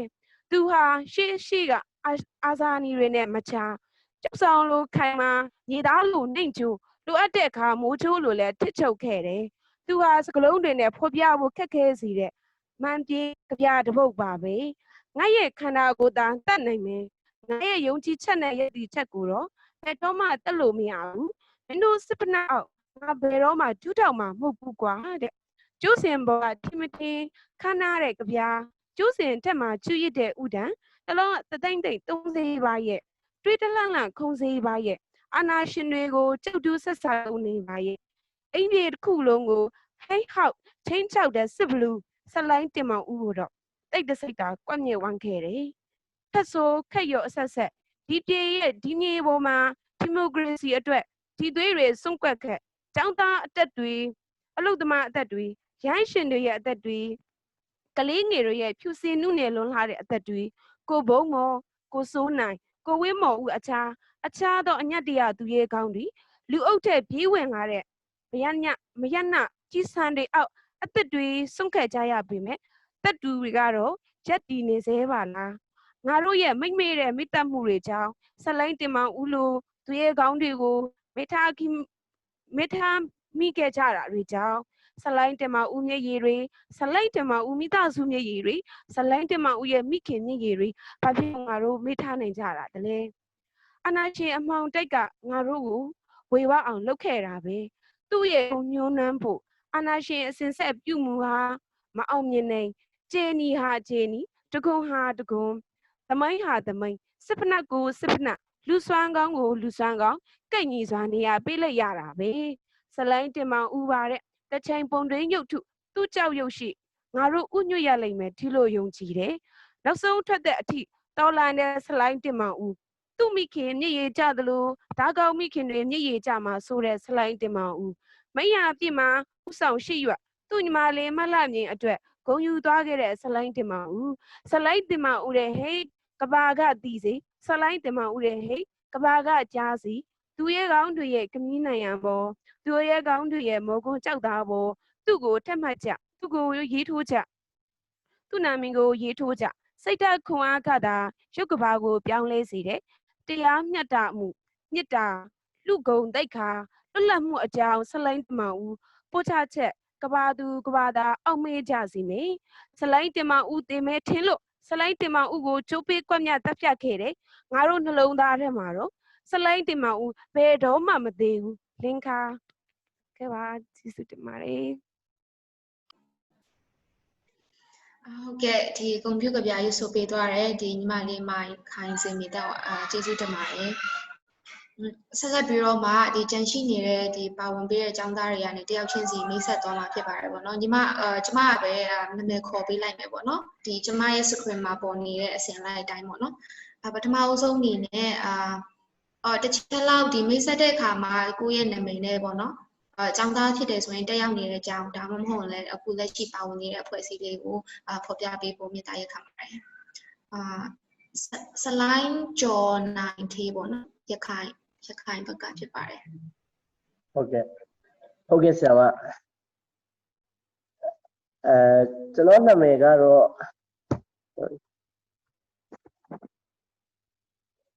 ကျွန်တော်နာမည်ဆလားကျော်နိုင်သေးကျွန်တော်ဆလိုင်းမဟုတ်ဆရာမဆလားပါကျွန်တော်ဒီအခုလက်ရှိဒီပါဟုတ်ကဲ့တောင်းပန်ပါတယ်ဟုတ်ကဲ့ညီတော်သမကရဲဘော်ရဲဖက်အားလုံးကိုတာလီစောပါလို့အနမဥဆိုကျွန်တော်နှုတ်ခမ်းဆက်သပါတယ်ကျွန်တော်တို့ဒီကနေ့2020 6လပိုင်း26ရက်နေ့မှာကျွန်တော်တို့44နှစ်မြောက်ကျွန်တော်အမွေးဖွယ်အခမ်းအနားယောဂအရှင်ကြီးနဲ့ online ကနေပြီးတော့ဒါလုပ်ရတာဖြစ်ပါတယ်ပေါ့နော်ဒီတွေ့ကြောင့်ကျွန်တော်တို့နေ အနေနဲ့စိတ်မကောင်းဖြစ်မိတယ်ပေါ့နော်ကျွန်တော်တို့တကယ်ဆိုလို့ရှိရင်တော့ကျွန်တော်တို့မြေပြင်မှာကျွန်တော်တို့တွေကတက်ညီလက်ညီနဲ့ဒီနောက်မဟာမိတ်ကျောင်းသားသမဂ္ဂတွေအားလုံးကျွန်တော်တို့ရဲ့အာဇာနည်ခေါင်းဆောင်ရဲဘော်ကြီးစီနီယာကြတဲ့ကျွန်တော်တို့စလိုင်းတင်ပါဦးကိုကျွန်တော်တို့အလေးပြုလုပ်ရမယ့်အခမ်းအနားဖြစ်ပါတယ်လို့လည်းကျွန်တော်ကရခိုင်ကျောင်းသားကျောင်းသူတွေကိုစားကျွန်တော်မှတ်ယူပါတယ်ဆိုတဲ့အခါကျတော့ကျွန်တော်တို့မမွေးခင်ပေါ့ကျွန်တော်တို့ဒီဗိုလ်ချုပ်အောင်ဆန်းတို့လက်ထက်ဒီလွတ်လပ်ရေးမရခင်ကျွန်တော်တို့ရဲ့နိုင်ငံမှာဒီနိုင်ငံရဲ့အပြောင်းအလဲကိုကျောင်းသားတွေကဥဆောင်ခဲ့တယ်ပေါ့နော်ကျွန်တော်တို့ဒီရုရှားနိုင်ငံမှာဆိုလို့ရှိရင်လည်းကျွန်တော်တို့လီနင်ဥဆောင်ခဲ့တယ်လီနင်ဆိုတဲ့ကျောင်းသားအရေးခင်ရပဲတက်လာတယ်ကျွန်တော်တို့ဒီကျူဘာဆိုလို့ရှိရင်လည်းကက်စထရိုဆိုတာလည်းဒါကျောင်းသားအရေးခင်ရတက်လာတယ်ပေါ့နော်ဆိုတဲ့အခါကျတော့ကျောင်းသားနဲ့နိုင်ငံရဲ့အပြောင်းအလဲနဲ့ကတွန်တဲ့နေပြီဖြစ်နေပါတယ်ဆိုတဲ့အခါကျတော့လွတ်လပ်ရေးရပြီးတဲ့ကျွန်တော်တို့1990ကျော်နောက်ပိုင်းမှာဆိုလို့ရှိရင်လည်းကျွန်တော်အခုပြောနေတဲ့ကျွန်တော်ရဲ့အာဇာနည်သူရဲကောင်းစလိုင်းတင်ပါဦးတို့ဖြစ်ရောက်လာတယ်ပေါ့နော်ဆိုတော့ကျွန်တော်တို့အဲ့ဒီခေတ်ကိုကျွန်တော်ကမှတ်မိလိုက်ဘူးပေါ့ဒါပေမဲ့ကျွန်တော်တို့ရဲ့သမိုင်းမှတ်တဲ့စာအုပ်စာတမ်းကျွန်တော်တို့ရှေ့မီနောက်မီလူကြီးတွေရဲ့ပြောစကားတွေအရာဆိုလို့ရှိရင်ကျွန်တော်တို့ဟာတကယ်ကိုအင်မတန်မှလေးစားရတဲ့ခေါင်းဆောင်တစ်ယောက်ဖြစ်တယ်လို့ကျွန်တော်မှတ်ယူပါတယ်ပေါ့နော်ကျွန်တော်ဒီတော်လင်းခေတ်ကာလဆိုလို့ရှိရင်တော့ကျွန်တော်ဆရာတော်ရှင်ဦးတမတို့ဗိုလ်ချုပ်အောင်ဆန်းတို့ဒါကျိုးပန်းခဲ့တယ်ပေါ့နော်သူလည်းရပြီးတဲ့နောက်ပိုင်းစစ်အာဏာရှင်ကိုတော်လှန်တဲ့နေရာမှာကျွန်တော်တို့ရဲ့မဟာမိတ်ဒီအင်းရှင်ဖြစ်တဲ့ပြည်နယ်ဒီရှင်းပြည်နယ်ပေါ့နော်ရှင်းရဲ့မျိုးသားဖြစ်တဲ့ဒါမွေးဖွားရဇတိကတော့တန်တွဲတောင်ကုတ်မိဖနှစ်ပါးနေပြီးတော့ဖွားမြင်လိုက်တယ်ဆိုတဲ့ခါကျတော့ကျွန်တော်တို့အနေနဲ့အင်မတန်အောင်မှဂုဏ်ယူမိတယ်ပေါ့နော်ဆိုတဲ့ခါကျတော့ကျွန်တော်1992 94 96ကာလမှာဒီလိုဥဆောင်ဥရပြုခဲ့တဲ့ကျွန်တော်တို့ရဲ့ခေါင်းဆောင်ကြီးကိုကျွန်တော်တို့အသိမဲ့မပြုတ်ဘဲနဲ့ကျွန်တော်နေလို့မရပါဘူးကျွန်တော်တို့အနေနဲ့လည်းမနှစ်ကဆိုလို့ရှိရင်တော့ကျွန်တော်စစ်တီမျိုးမှာဒီရှင်းကျောင်းသားသမဂ္ဂရဲ့ပူးပေါင်းပြီးတော့ကျွန်တော်တို့အခမ်းအနားတက်ရောက်ခဲ့ပါတယ်ဆိုတဲ့ခါကျတော့အခုကျွန်တော်တို့ရခိုင်ပြည်ကျောင်းသားသမဂ္ဂအနေနဲ့ကျွန်တော်ပြောရှင်တာကတော့အသက်25နှစ်အရွယ်လောက်ကပင်တက္ကသိုလ်လောကမှာတက်ကြွနဲ့ကိုယ့်ရဲ့ဒီအကျိုးစီးပွားကိုလှည့်ယူရှုတော့ကျွန်တော်တို့ရဲ့အများပြည်သူအတွက်တိုက်ပွဲဝင်ခဲ့တဲ့ကျွန်တော်တို့ရဲ့အာဇာနည်သူရဲကောင်းကြီးစလိုင်းတင်ပါဦးကိုကျွန်တော်တို့ရခိုင်ကျောင်းသားကျောင်းသူများအားလုံးကလေးစားဂုဏ်ယူလျက်ရှိပါတယ်ကျွန်တော်တို့ဒီရခိုင်ကျောင်းသားကျောင်းသူတွေနဲ့ရှင်းကျောင်းသားကျောင်းသူတွေဟာကျွန်တော်တို့လက်ရှိကျွန်တော်တို့အရေးအခင်းနေမှာပေါ့နော်ကျွန်တော်တို့ဒီထက်မကပို့ပြီးတော့ကျွန်တော်တို့လှုပ်ဆောင်သွားဖို့အတွက်ကိုလည်းပဲကျွန်တော်တို့ရခိုင်ကျောင်းသားသမဂ္ဂအနေနဲ့ကျွန်တော်တို့အစဉ်သစ်ဖြစ်နေပါတယ်ဆိုတာဟောလေကျွန်တော်တို့ညီတော်မဟာမိတ်ကျောင်းသားတွေကိုသမဂ္ဂကိုကျွန်တော်တို့ကဲလန်းရှင်ပါတယ်ပြီးလို့ရှိရင်ကျွန်တော်တို့ဘိုးဘွားစဉ်ဆက်ကနေပြီးတော့ကျွန်တော်တို့ဒီအင်းရှင်မိတ်ဆွေကောင်းဖြစ်တဲ့ကဲ့သို့ကျွန်တော်တို့ဆက်ဆံရေးရှိတဲ့ကဲ့ရှိရပေါ့နော်ကျွန်တော်တို့အနေနဲ့လည်းလက်ရှိကျွန်တော်တို့အရှင်ကာလမှာကျွန်တော်တို့ရှင်းကျောင်းသားကျောင်းသူတွေရှင်းလူမျိုးတွေရှင်းအမျိုးသားတွေနဲ့ကျွန်တော်တို့ရခိုင်ကျောင်းသားကျောင်းသူတွေရခိုင်အမျိုးသားတွေနဲ့နော်တဟဆရာကြပြီးတော့ငင်းငင်းချမ်းချမ်းနဲ့ကျွန်တော်တို့ရဲ့လက်ရှိကာလကိုကျွန်တော်တို့ဖြတ်တန်းသွားဖို့အတွက်လည်းကျွန်တော်တို့အစဉ်သစ်ဖြစ်နေပါတယ်ပြီးလို့ရှိရင်ကျွန်တော်တို့ကနေပြီးတော့ကျွန်တော်ရခိုင်ပြည်အခုတည်းတိုးတက်ဖို့အတွက်မဟုတ်ဘဲနဲ့ကျွန်တော်တို့ရဲ့ဒီ initiative ဖြစ်နေတဲ့ကျွန်တော်တို့ဒီရှင်းပြည်အတွက်ကိုလည်းပဲကျွန်တော်တို့အနေနဲ့တက်နိုင်တဲ့ဘက်ကကူညီပေးဖို့အစဉ်သင့်ရှိနေပါတယ်ဆိုတာကိုလည်းဒီနေရာပြောကြားစီခြင်းပြောကြလိုပါတယ်ညီကုန်းချုပ်အနေနဲ့ကျွန်တော်တို့ကျောင်းသားခေါင်းဆောင်ကြီးရဲ့စလိုင်းတင်ပါဦးရဲ့ကျွန်တော်တို့သမိုင်းဝင်မကွန်းတင်တဲ့စကားထိုးလေးနဲ့ကျွန်တော်ညီကုန်းချုပ်ရှင်ပါတယ်ခုနကဆရာကြီးပြောသွားတဲ့အတိုင်းပဲပေါ့နော်မင်းတို့ငါခင်တော်ကိုသာတက်လို့ရမယ်ငါရဲ့ယုံကြည်ချက်နဲ့ရက်တီချက်ကိုဘယ်တော့မှတက်လို့ရမှာမဟုတ်ဘူးမင်းတို့စပနာအောက်မှာဘယ်တော့မှဒူးမထောက်နိုင်ဘူးဆိုတော့ဒီရဲတောက်စကားတစ်ခုလေးနဲ့ကျွန်တော်ရခိုင်ကျောင်းသားကျောင်းသူကိုစားကွန်ပျူတာပါတယ်ဆိုတာပြောကြရင်လည်းဒီကုန်းချောရပါတယ်အားလုံးလေးစားပါတယ်ကဲကျေးဇူးတင်ပါတယ်ဆလာကျော်နိုင်တယ်ဆက်လက်ပြီးတော့မှကျမတို့ကိုစလိုင်းထောင်းလုံးကနေပြီးတော့မှမိတ်ဆက်ပေးသွားမှာဖြစ်ပါတယ်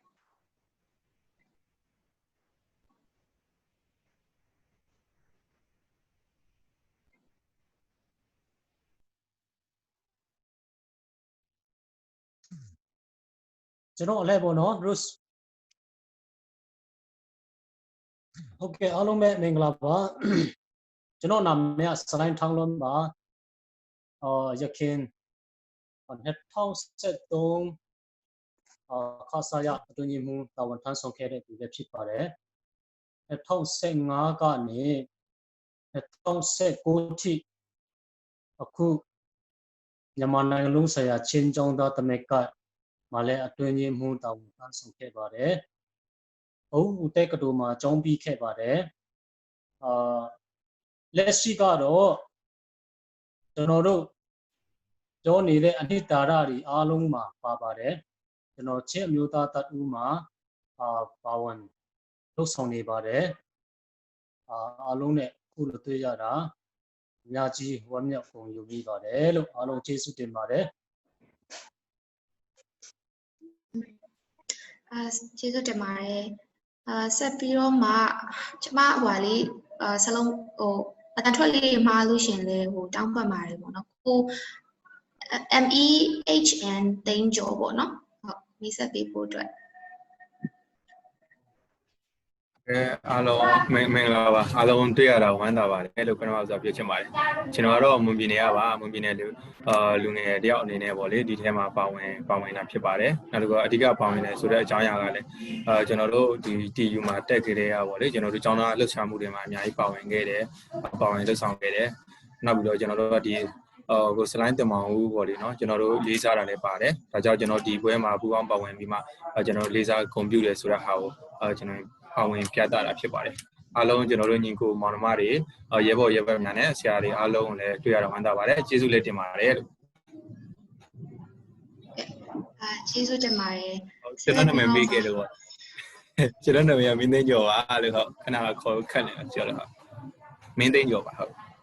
ဟုတ်ကဲ့မင်းသိန်းကျော်ဟုတ်ကဲ့ကျေးဇူးတင်ပါတယ်ဆက်လက်ပြီးတော့မှထူးခန့်တော့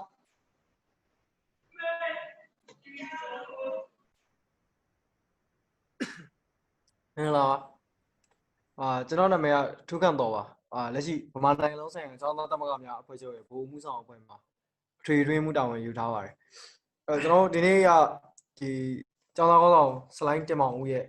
44ကြာဆုံးခြင်း44နှစ်ပြောက်အထိမ်းအမှတ်နေ့ပေါ့နော်ကျွန်တော်ဒီနေ့မှာဒီဘာသာများအဖွဲ့ချုပ်ရဲ့ပြဖို့တဲ့တဝန်တော်ကိုဒီနေရာမှာရုပ်ဖတ်ခွင့်ရုပ်ခွင့်ရတဲ့အတွက်ကျွန်တော်များစွာဂုဏ်ယူမိပါတယ်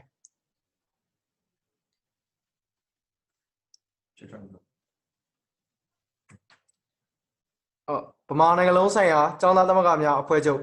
All Burma Federation of Student Unions ရဲဘော်စလိုင်းတင်မောင်ဦးကြာဆုံးခြင်း44နှစ်မြောက်အောင်မေ့ပွဲအခမ်းအနားသို့ပေးပို့သောတဝန်တော်ရက်စွဲ26ရက်ဇွန်လ2020ပြည့်နှစ်ယနေ့ဆိုရင်ရဲဘော်စလိုင်းတင်မောင်ဦးကိုစစ်အာဏာရှင်လူတစုကမတရားသဖြင့်ကြိုးမိတ်ပေးတပ်ဖြတ်ခဲ့သည်မှာ44နှစ်ပြည့်မြောက်ခဲ့လေပြီဆိုဝါရုံမှာတော့စစ်အာဏာရှင်စနစ်တပ်တမ်းမှာလည်း58နှစ်ကျော်လွန်လာခဲ့ပြီဖြစ်သည်ငါတို့ကျောင်းသားများသည်လည်းစလိုင်းတင်မောင်ဦးစစ်အာဏာရှင်စန့်ကျင်ရေးစိတ်ဓာတ်ကိုရဲရဲဝံ့ဝံ့ကင်ဆွဲ၍ကျိုးစင်ထက်ရင်ကော့ဝင်ကြရလေဦးငါတို့၏ညီညွတ်ရေးကိုတိဆောက်ပြီးလန်တလန်နဲ့အောက်မှာအတန်တန်နဲ့ထွက်နိုင်မှသာစစ်အာဏာရှင်စနစ်တိုက်ဖြတ်ရေးသည်ခရီးတွင်ပေးလိမ့်မည်ရဲဘော်တို့ခေတ်လေးတဲ့သောတာဝန်တို့သည်ကြမ်းတမ်းခက်ထန်သောလမ်းမှနေ၍ငါတို့ကိုငန်းလင်းလျက်ရှိပေသည်ငါတို့ခေတ်ငါတို့အတန်များကိုစစ်အာဏာရှင်စနစ်ဆိုးပေါက်ထွက်သည့်အထိအကျွေးရင်ဒီမိုကရေစီလမ်းကြောင်းကိုဆက်လက်ကြည့်တတ်ကြပါစို့စလိုင်းတင်မောင်စိတ်သက်တွန်းရှည်ပါစေဘိုလ်မှုဆောင်ဖွဲ့ဗမာနိုင်ငံလုံးဆိုင်ရာကျောင်းသားသမဂ္ဂများအဖွဲ့ချုပ်ဒီစာလေးကတော့ကျွန်တော်ဒီဘာသာများအဖွဲ့ချုပ်ကနေပြီးတော့ဒီစေဘောစလိုင်းတင်မောင်44နှစ်မြောက်ထိမ်းမှတ်နေ့ကိုပေးပို့တဲ့တဝန်တော်ဖြစ်ပါတယ်ကျွန်တော်ဖြည့်ဆွတ်ပြောချင်တာကတော့ကျွန်တော်ဒီအခုလက်ရှိအနေအထားမှာကျွန်တော်တို့နိုင်ငံမှာ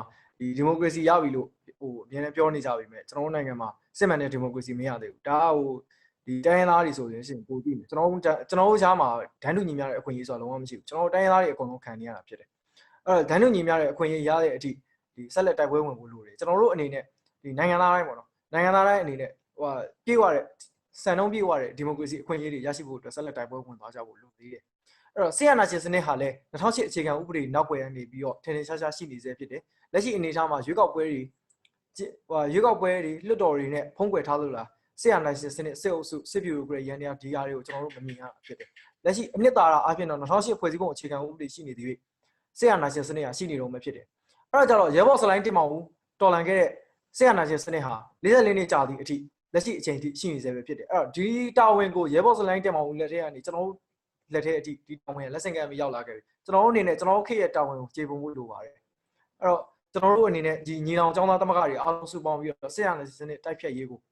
လူတို့ကကျွန်တော်တို့ရဲ့သမဂ္ဂအလံတော်တွေလွှတ်ထူရင်းသမဂ္ဂအလံတော်တွေကိုအမြင့်မားဆုံးလွှတ်ထူပြီးတော့ဆက်ရတဲ့စနစ်တိုက်ဖြတ်ရေးကိုဆက်လက်လှုပ်ဆောင်သွားကြပါလို့တိုက်တွန်းရင်းဒီကုန်းချုပ်ပါတယ်ဟုတ်ကဲ့ကျေးဇူးအထူးပဲတင်ရှိပါတယ်เนาะဒီကနေ့slide တက်မှာကိုမြတ်ခံရတဲ့40ပြည့်နှစ်မှာလည်းဘာကတာဘက်ကနေပြီးတော့မှအခုလိုမျိုးပါဝင်ပေးတဲ့အတွက်ကြောင့်လည်းကျေးဇူးအထူးတင်ရှိကြောင်းဖော်ပြလိုပါတယ်ဆက်လက်ပြီးတော့မိတ်ဆက်ပေးဖို့ရန်အတွက်မိုင်းနှင်းမြတ်မွန် CUSR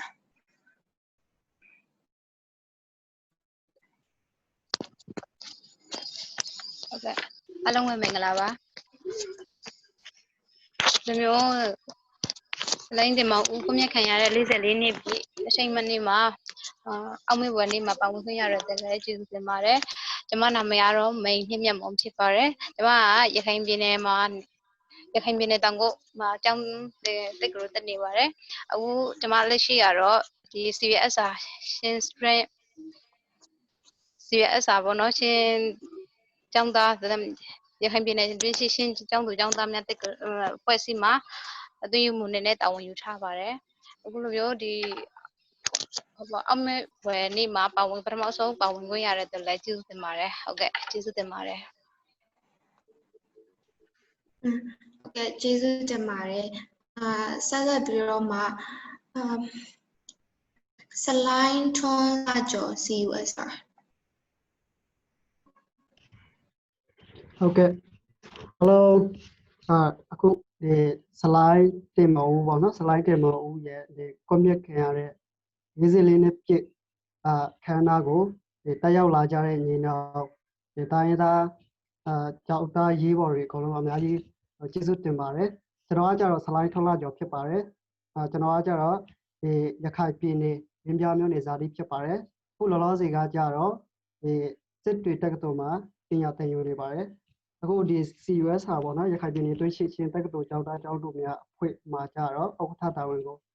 ထမ်းဆောင်နေပါတယ်ဆိုတဲ့အကြောင်းကိုပြောချင်ပါတယ်နောက်ထပ်ပြီးတော့ပြောချင်တာကကြတော့ခုနကဒီဘာကရဗျာအဖွဲ့ချုပ်ကပေါ့နော်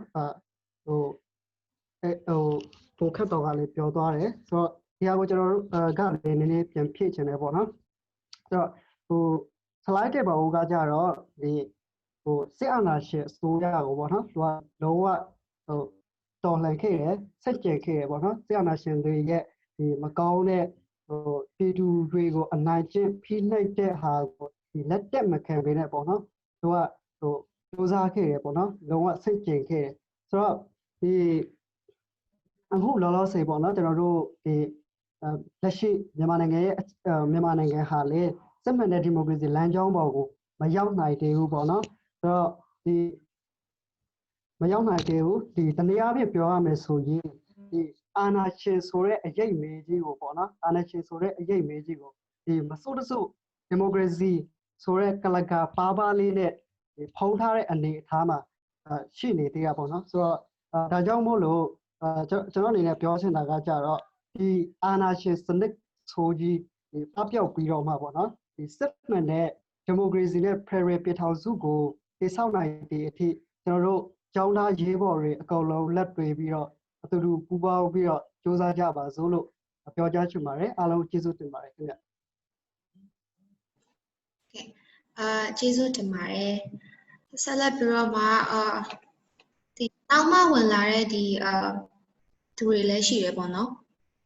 ဆိုတော့ဆလိုင်းဆန်းဝင်းကျော်ဖြစ်မယ်တင်တယ်နော်ဆလိုင်းဆန်းဝင်းကြီး sorry ပါနောက်ပိုင်းပြတ်နေလို့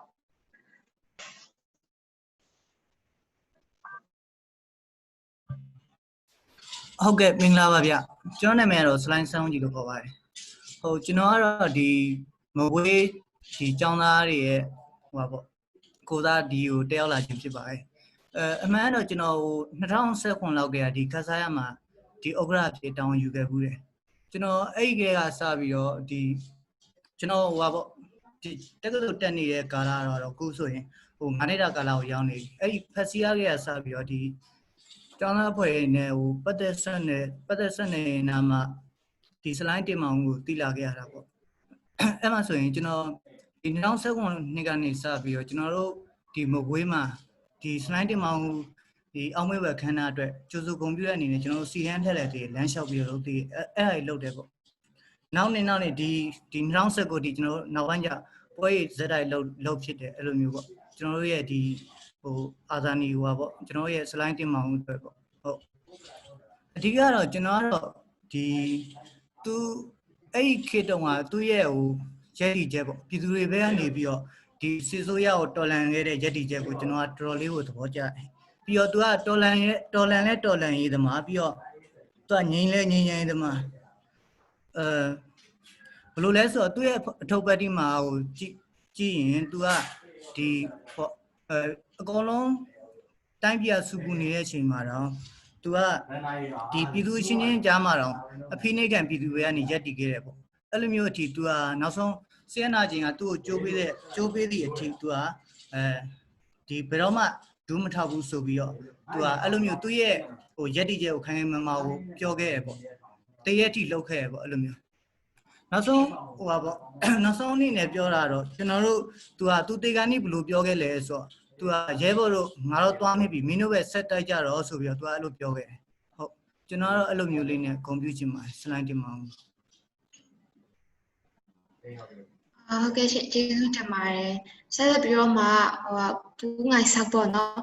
ဆရာဦးကြတော့ဒီချင်းចောင်းသားဘက်ကတော့အကုန်လုံးကတော့သိပါတယ်ပေါ့နော်ဒါပေမဲ့ကျမတို့ဘက်မှာတခြားចောင်းသားဘက်ကလည်းပါဝင်လာရရှိတဲ့ကြောင့်မို့လို့မိတ်ဆက်ပေးဖို့အတွက်မေတ္တာရက်ခံပါတယ်ကျေးဇူးပါတားငယ်တမီးငယ်တို့မင်္ဂလာပါကျွန်တော်ကတော့1986 89 88မှာချင်းစာပေချင်းတိုင်းသားစာပေနဲ့ယဉ်ကျေးမှုကော်မတီတက္ကသိုလ်များရန်ကုန်မှာထွေထွေတွင်းမှုတာဝန်ထမ်းဆောင်ခဲ့တာဖြစ်ပါတယ်ဒီလိုတာဝန်ထမ်းဆောင်ခဲ့တဲ့အခါမှာကျွန်တော်တို့ကဘေဟာကိုသွားကြုံရတယ်လေဆိုရင်တော့88အရေးခင်းကိုကြုံရတဲ့အတွက်ကြောင့်ကျွန်တော်ဟာဆက်လက်ပြီးတော့တောက်လျှောက်တာဝန်ရတဲ့ပုံစံဖြစ်နေတယ်ဆိုတော့88အရေးခင်းကနေကျွန်တော်တို့အဲ့ဒီမတိုင်ခင်အရေးခင်းတွေတော်တော်များများကိုဖြတ်တန်းရပါတယ်ဒီလိုကျွန်တော်ဖြတ်တန်းခဲ့တဲ့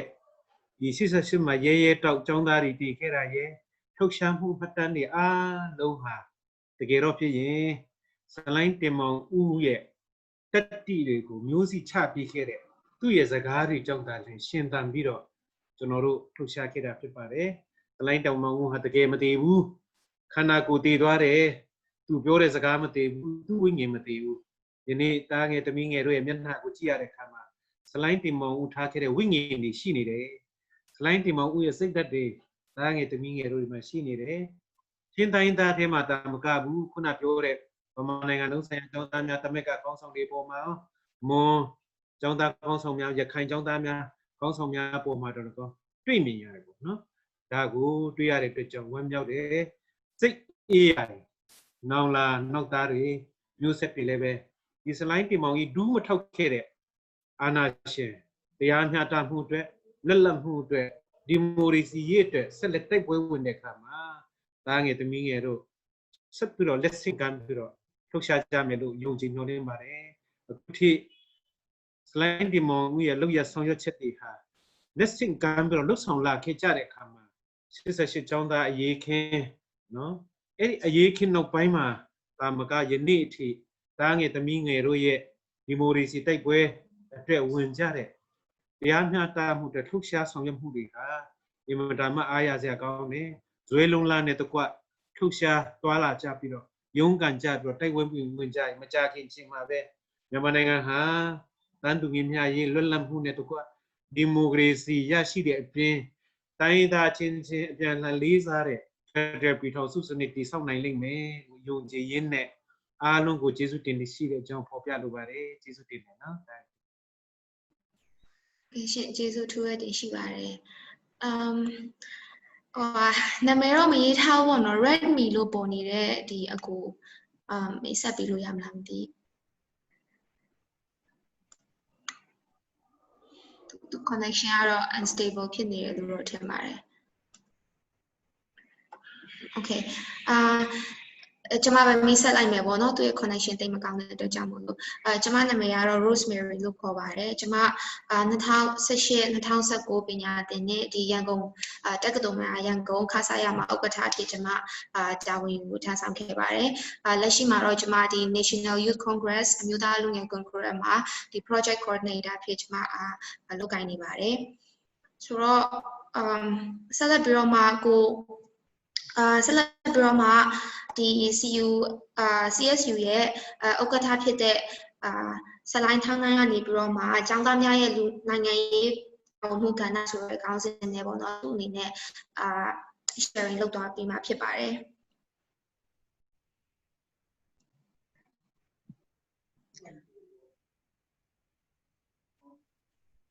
ဟုတ်ကဲ့အားလုံးမင်္ဂလာပါအားလုံးကြားရလားဟယ်လိုဟုတ်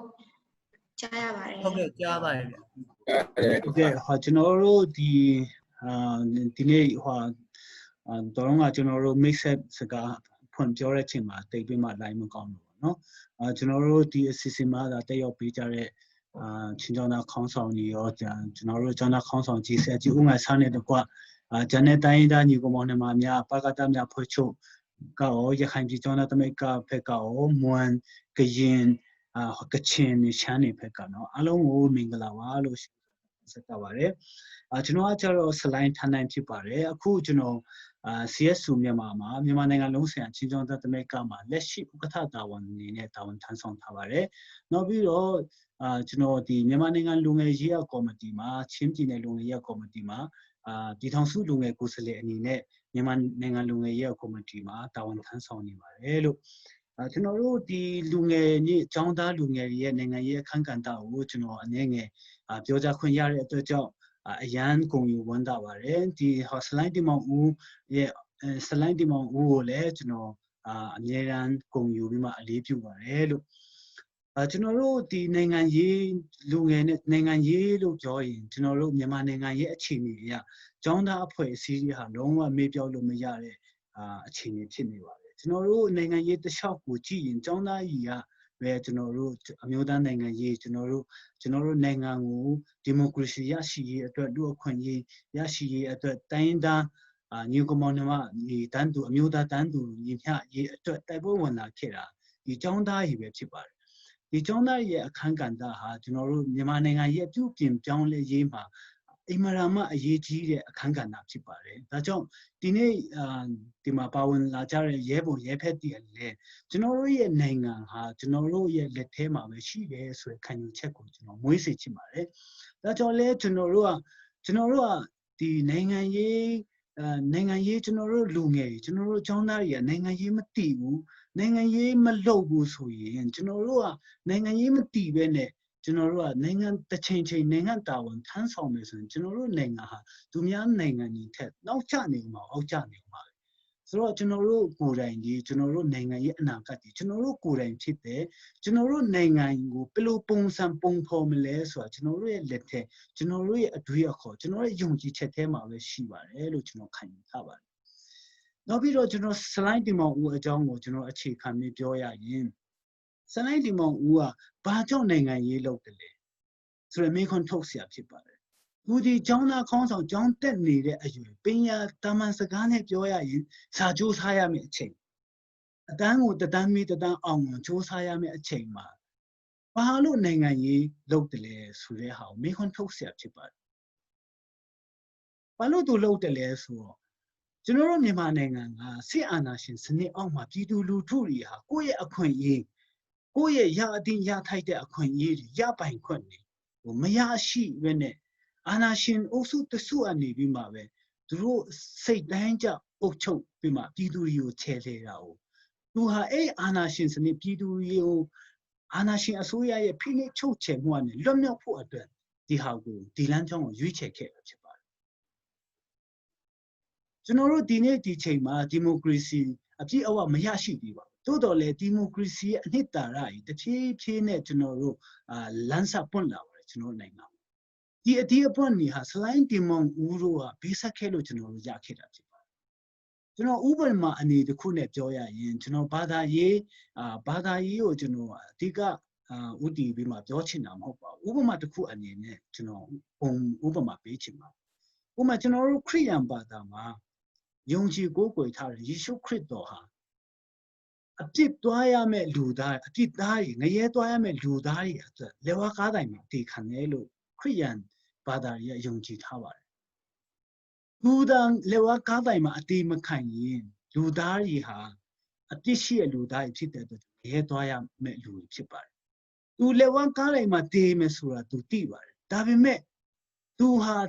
လက်ဝါးကားတိုင်မှာတည်မယ်ဆိုတာတိတိကြီးနဲ့သူလက်ဝါးကားတိုင်မှာတည်မှသူလက်ဝါးကားတိုင်မှာတည်မှပဲလူတွေဟာအပြစ်ကနေလွတ်မြောက်မယ်ကောင်းကင်နိုင်ငံရောက်မယ်ဆိုတော့သူ့ရဲ့ရွေးချယ်မှုဖြစ်ပါတယ်ဒီလက်ဝါးကားတိုင်ကိုသူရှောင်လို့ရပါတယ်အဲ့လိုပဲဆလိုင်းပြင်မောင်ဦးဟာလေကျွန်တော်တို့မြန်မာနိုင်ငံငြိမ်းချမ်းရေးရဖို့စစ်အာဏာရှင်စနစ်အောက်ကနေလွတ်မြောက်ဖို့ဒီမိုကရေစီရရှိဖို့အတွက်ကြိုးစင်ပေါ်မှာအသက်ပေးခဲ့တာဖြစ်ပါတယ်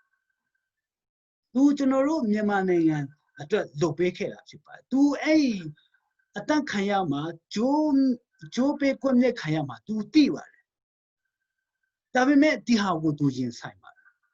တယ်ရဲရင်ဆိုင်ပါတယ်သူရဲ့ပြောခဲ့တဲ့စကားမှာကျွန်တော်တို့စဉ်းစားလို့ရတယ်တကယ်တမ်းသူဟာဒူးထောက်ပြီးမှအရှုံးပေးမယ်ဆိုရင်ဒီတေချင်းတရားနဲ့သူလွတ်မြောက်နေပါတယ်ဒါပေမဲ့လည်းသူဟာတေးမယ်ဆိုတာတိတိကြီးနဲ့ဒီဟာကိုမင်းတို့ရဲ့စစ်ဖက်နှက်အောက်မှာငါဒူးမထောက်နိုင်ဘူးမင်းတို့ငါရဲ့ခန္ဓာကိုယ်တတ်လို့ရမယ်ငါရဲ့ယုံကြည်ချက်နဲ့ယက်တည်ချက်တတ်လို့မရဘူးလို့သူရဲရင်ကြွေးကြော်ပြီးကျိုးစင်ပေါ်မှာသူအသေးခံခဲ့ပါတယ်ဒါဟာကျွန်တော်တို့မြန်မာနိုင်ငံဒီမိုကရေစီရရှိဖို့ငြိမ်းချမ်းမှုလူအခွင့်အရေးရရှိဖို့ကျောင်းသားသူအခွင့်အရေးအပြည့်အဝရရှိဖို့အတွက်သူဒီတေချင်းတရားကိုရွေးချယ်ပေးခဲ့တာဖြစ်ပါတယ်အခုကျွန်တော်တို့လက်ရှိအသက်ရှင်နေတဲ့လူတွေကသူ့ရဲ့လှုပ်ဆောင်ခဲ့တဲ့အပေါ်ကိုကျွန်တော်တို့ကစံနမူနာယူပြီးမှဒီဟာကိုကျွန်တော်တို့ဆွဲကင်ပြီးမှကျွန်တော်တို့နိုင်ငံအတွက်ဒီမိုကရေစီရရှိဖို့ငြိမ်းချမ်းဖို့နော်လူအခွင့်အရေးအပြည့်အဝရရှိဖို့ကျောင်းသားသူအခွင့်အရေးအပြည့်အဝရရှိဖို့ကျွန်တော်တို့မှလက်ရှိတာဝန်ရှိနေတာဖြစ်ပါတယ်ကျွန်တော်တို့တာဝန်ပေးခဲ့တာဖြစ်သူအသက်နဲ့ရင်းမိတာဝန်ပေးခဲ့တာဖြစ်ပါဒါကြောင့်ကျွန်တော်တို့မြန်မာနိုင်ငံအတွက်ကျွန်တော်တို့ကျောင်းသားလူငယ်တွေကနိုင်ငံရေးအခမ်းကဏ္ဍမှာဘယ်လိုပူးပေါင်းပါဝင်ဆောင်ရွက်မလဲတိုင်းရင်းသားညီအကိုတွေတယောက်နဲ့တယောက်အပြန်အလှန်ယုံကြည်လေးစားပြီးမှတယောက်နဲ့တယောက်တန်းတူညီမျှစွာနဲ့နော်တယောက်ကတယောက်ကိုဖိနှိပ်ချုပ်ချယ်တာမျိုးမဟုတ်ပဲနဲ့တယောက်နဲ့တယောက်အပြန်အလှန်လေးစားပြီးမှကျွန်တော်တို့ပြည်ထောင်စုမြန်မာနိုင်ငံတော်ကြီးကိုကျွန်တော်တို့တည်ဆောက်ကြရအောင်လို့ကျွန်တော်ပြောကြရင်းနဲ့ဆလိုင်းတင်မောင်ဦးကွန်မြက်ခံရတဲ့44နှစ်ပြည့်ကျွန်တော် online movement အစီအစဉ်မှာဆလိုင်းတင်မောင်ဦးကိုလေးစားကုန်ယူစွာနဲ့ပြောကြရင်းဒီကုန်းချုပ်ပါတယ်ကျေးဇူးတင်ပါတယ်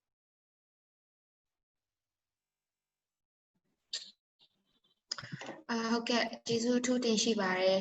အခုကတော့ဒီနောက်ဆုံးပိုင်းပေါ့နော်ကျေးဇူးတင်စကားပြောပေးဖို့အချိန်ဖြစ်ပါတယ်လို့ဒါပေမဲ့ကိုထုံးကသူအလုပ်ကိစ္စရှိလို့ထွက်သွားရထင်ပါတယ်ဆိုတော့ကျေးဇူးတင်စကားကိုဒီ CSU ဘက်ကနေတရားရောက်ကပြောပေးဖို့မေတ္တာရပ်ခံပါတယ် Rules မပြောမိမဆက်ရသေးတဲ့လူရှိတယ်အခု sorry အခုမှပြန်ဝင်လာတာထင်တယ်လက်စုံအောင်ဒီဆိုတာကချင်ပြည်နယ်ဘက်ကိုမွန်ပြည်နယ်ဘက်ကချမ်းပြည်နယ်ဘက်ကပါဟုတ်ကဲ့ပါကျွန်တော်နာမည်အောင်ဒီတော့ခေါ်တယ်ဟုတ်ကဲ့ကချင်ပြည်နယ်ကပါဟုတ် Hello ဟုတ်ကဲ့ကြားရပါတယ်ဟုတ်ကဲ့ပါကျွန်တော်လူငယ်ရကော်မတီကပါဟုတ်ကချင်ပြည်နယ်ပူတောင်ကပါဟုတ်ကျွန်တော်ဟုတ်ဆိုတော့လောလောဆယ်ပူတောင်ခင်လူငယ်ရကော်မတီဥက္ကဋ္ဌအနေနဲ့ပါဝင်နေပါတယ်ဟုတ်ကဲပါဝင်ပေးရတဲ့အတွက်ကျေးဇူးတင်ပါတယ်ဘယ်သူကြောင်းမလဲနော်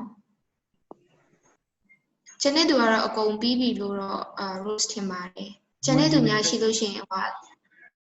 ဝန်ပြည်နယ်ပြီးသွားပြီရှင်ချမ်းပြည်နယ်ဘက်ကတော့အမိဆက်သွားတဲ့ထဲမှာတော့မပါဘူး participant ထဲမှာလည်းတော့မတွေ့ဘူးပေါ့နော်Rose အထင်ကတော့ဒီအကုန်မိတ်ဆက်ပြီးပြီထင်ပါတယ်ဒါဆိုမိမဆက် ကြံပါသေးတယ် ကျန်တဲ့သူရှိလို့ရှိရင်ဟိုပါလေ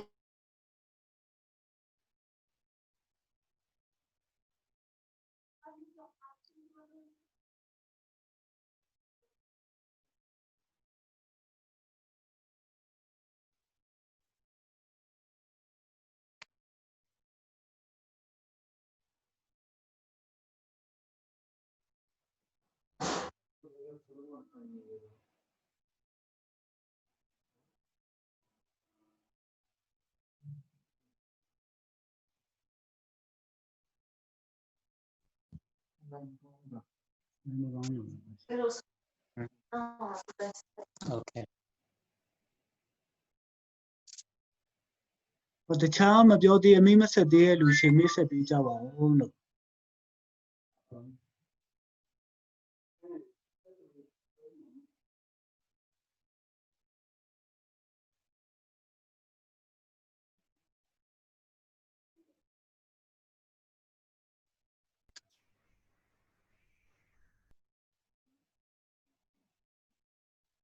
မိတ်မဆက်သေးရဲ့လူရှိလား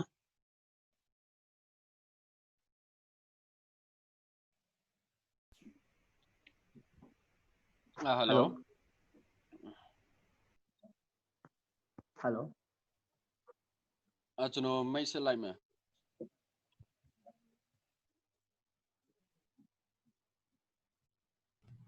hello အားလုံးမင်္ဂလာပါကျွန်တော်နာမည်ကဆလိုင်းအေလီစမာလို့ခေါ်လို့ရပါတယ်အခုကျွန်တော်ကကလေးတက္ကသိုလ်မှာမာစတာတက်နေပါတယ်အခုကျွန်တော်နေတဲ့မြို့ကတော့ဟာခါမှာပဲခုလို့လို့ဆင်နေပါတယ်လို့အားလုံးကိုကျေးဇူးတင်ပါတယ် hello hello hello ဟုတ်ကဲ့ကျွန်တော်လေးပထမပိုင်းကျွန်တော်ပြောတော့ကျွန်တော်နည်းနည်းဟိုပေါ့ဝင်နည်းနည်းမိတ်ဆက်ခဲ့လို့ပြန်ပြီးဆက်လို့ ဟုတ်ကဲ့ပါ ဟိုလေကျွန်တော်ကလက်ရှိခိုင်ပြီးကျောင်းသားသမဂ္ဂရဲ့ဟိုဥဆောင်ကော်မတီမှာအဖွဲ့ဝင်တယောက်ဖြစ်ပါတယ်လို့ကျွန်တော်စစ်တပ်တို့မှာတော့ဟိုဥက္ကဋ္ဌဟောင်းလုပ်ခဲ့ပါတယ်အခုဒီခိုင်ပြီးကျောင်းသားသမဂ္ဂမှာတည်င်းနဲ့ပြင်ကြားရေးတာဝန်ယူထားပါတယ်ပေါ့နော်ကျွန်တော်စစ်တပ်တို့မှာဥပဒေဌာနမှာဒီဟောစတုတ်သားနှစ်တက်နေပါတယ်လို့ ကျေးဇူးတင်ပါတယ်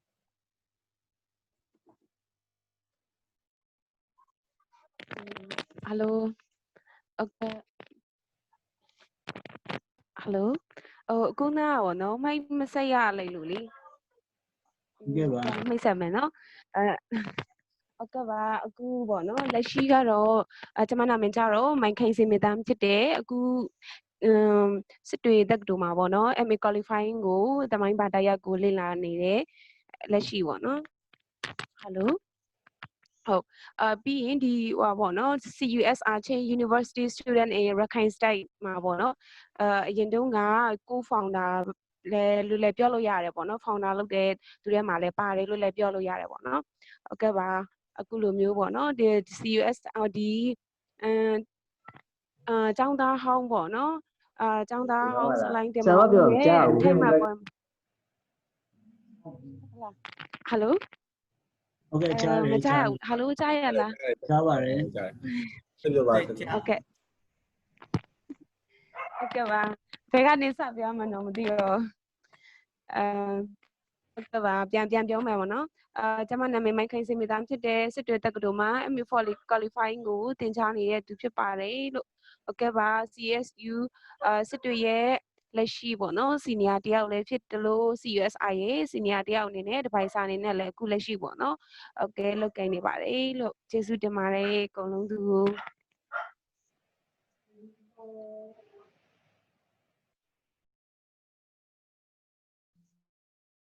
hello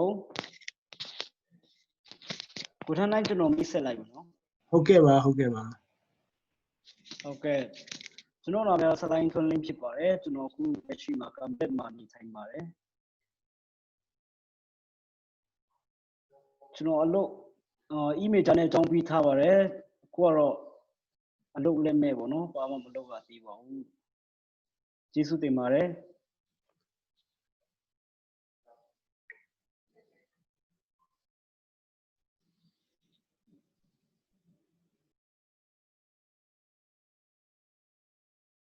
မိမဆက်ရသေးတဲ့ရဲဘော်ရှင်မိတ်ဆက်ပေးကြပါဦးလို့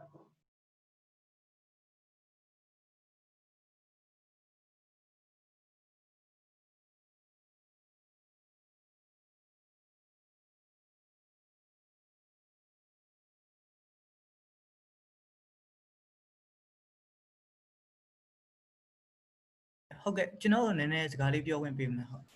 ဟိုကျွန်တော်ကဒီမကွေးပေါ့မကွေးရဒီတက္ကသိုလ်ကျောင်းသားဒီတက္ကသိုလ်ကျောင်းသားကျောင်းသူတွေကိုစားပြုအနေနဲ့တက်ရောက်ခဲ့တာဆိုတော့ကျွန်တော်တို့မကွေးမှာဒီဟိုပေါ့ဒီဘက်မြေပြန့်အရှုရှင်းနေဒီဘက်ဟိုချင်းပြည်နယ်ဘက်ကလာကြတဲ့ဒီပေါ့တောင်ပေါ်ရှင်းနေနဲ့ဟိုဆက်ဆက်မှုလည်းရှိရဆိုတော့အဲ့ဒီကျောင်းသားလူငယ်အဖွဲ့အစည်းတွေမှာဆိုရင်တို့တွေကအကုန်လုံးဆက်ဆက်နေကြတာဆိုတော့ဒီလုပ်ငန်းလုပ်တဲ့အခါမှာလည်းကျွန်တော်ကဟိုအရင်ဟိုကွဲမနေကြတော့တသားလေးဖြစ်ကြတယ်အဲ့လိုအတူကျွန်တော်တို့ဒီဘက်မကွေးဘက်မှာလုပ်တဲ့ activity မှာဆိုရင်လည်းဒီဘက်ကဟိုပါပေါ့ဒီဘက်ကဟိုဘက်ကချင်းလူငယ်တွေအကူညီတယ်ကျွန်တော်တို့ဒီဘက်ပိုင်းမှာလည်းဒီခါလေးကျွန်တော်တို့ဒီချင်းကျောင်းသားတမကားတွေရဲ့ဒီချင်းလူငယ်အဖွဲ့အစည်းပေါ့ခါစားရလူငယ်အဖွဲ့အစည်းရဲ့ဒါဒီမကွေးတက္ကသိုလ်တိုင်းမှာရှိတဲ့တမကားရဲ့ပေါင်းပြီးကျွန်တော်ဘာလုပ်ဘူးလဲဆိုတော့အဲ့ဒီကျွန်တော်စစ်ဘေးကြောင်ပြည်သူတွေကိုအတွက်ဒီအလှူဒန်းလေးတွေလုပ်ဘူးတယ်ပေါ့ဟိုရန်ကုန်ငွေရှားပြီးတော့အဲ့လိုမျိုးတွေလုပ်ဘူးတယ်ဆိုတော့ဟိုပြောမယ်ဆိုရင်ကျွန်တော်ကတော့ဟိုတိတ်ဟိုပေါ့ကျွန်တော်အစုအဖွဲ့လေးနဲ့ဒီမကွေးတိုင်းမှာပဲလောက်တာများတယ်ဆိုတော့ကျွန်တော်ချင်းချောင်းသားကျောင်းသူတွေကိုဒီဘက်ပြည်နယ်ဘက်ကလူတွေကမသိရများတယ်ကျွန်တော် communicate မလုပ်နိုင်တာလည်းပါတာပေါ့ကျွန်တော်ကတော့ဒီကအကိုတွေအမတွေကိုမြန်မာတမ်းမိနေတီလဲတီးကြရဆိုတော့ကျွန်တော်အနေနဲ့ဟိုနောက်တစ်ခါကျွန်တော်တို့ဟိုအတူတူကဟိုပူပေါင်းဆောင်တဲ့အခါမှာဟိုလွယ်ကူသွားအောင်လို့ကျွန်တော်တို့သေချာလေးမှတ်ထားပေးပါဟုတ်ကဲ့ကျွန်တော်လည်းနောက်တခါဟိုစူးစမ်းနေရပေါ့ကျွန်တော်တို့ဖွဲ့စည်းရလေဟုတ်ကဲ့ပါကျေးဇူးတင်ပါတယ်ဟုတ်ကဲ့မိမဆက်သေးရဲ့လူရှိလား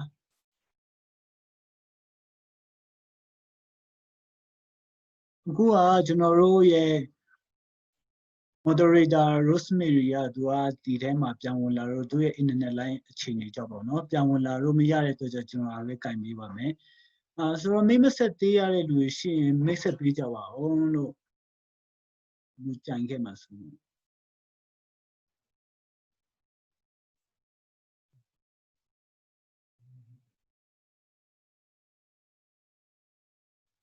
တော့ကျွန်တော်တို့မိတ်ဆက်မဲ့လူမရှိတော့ဘူးဆိုရင်ကျွန်တော်တို့အထူးပိတ်ကြားထားတဲ့ဆရာကြီးဦးငါဆက်ကပဲကျွန်တော်တို့နောက်ဆုံးအနေနဲ့ကျွန်တော်တို့ဒီရဲဘော်ကျောင်းသားတွေလူငယ်တွေကိုမှာကြားချင်တဲ့နောက်ဆုံးအနေနဲ့မှာကြားချင်တဲ့ဟာလေးကျွန်တော်တို့မှာကြားပေးဖို့မြတ်တရားခံပါတယ်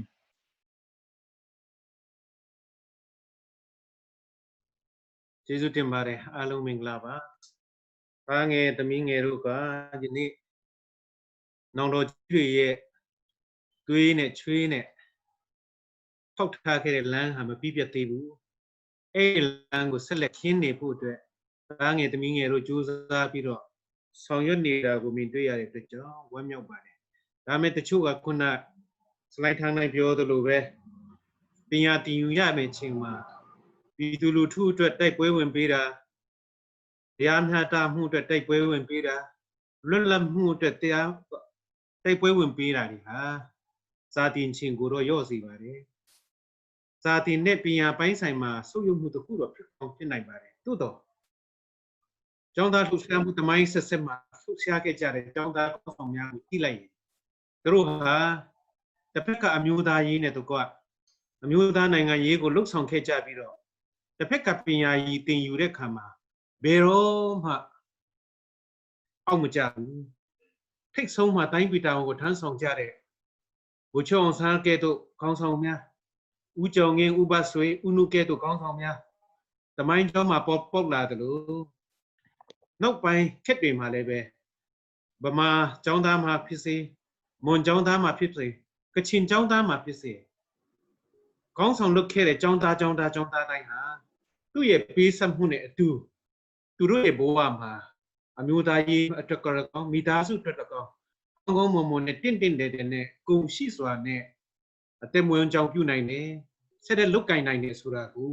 အားလုံးတွေ့မြင်ရကြမှာပါဒါကြောင့်မိမိတို့ရဲ့အချိန်နာရီကိုဖဲ့ပြီးတော့တုံးရတဲ့အခါမှာ ငယ်ချင်းဝန်နေချင်းနောင်တရချင်းမရှိဘဲနဲ့ဇွဲလုံးလာနဲ့တကွဘယ်တော့မှဒူးမထောက်ကြစတမ်းနောင်တော်ကြီးများရဲ့လှုပ်ရှားမှုအတန်းတွေဟာ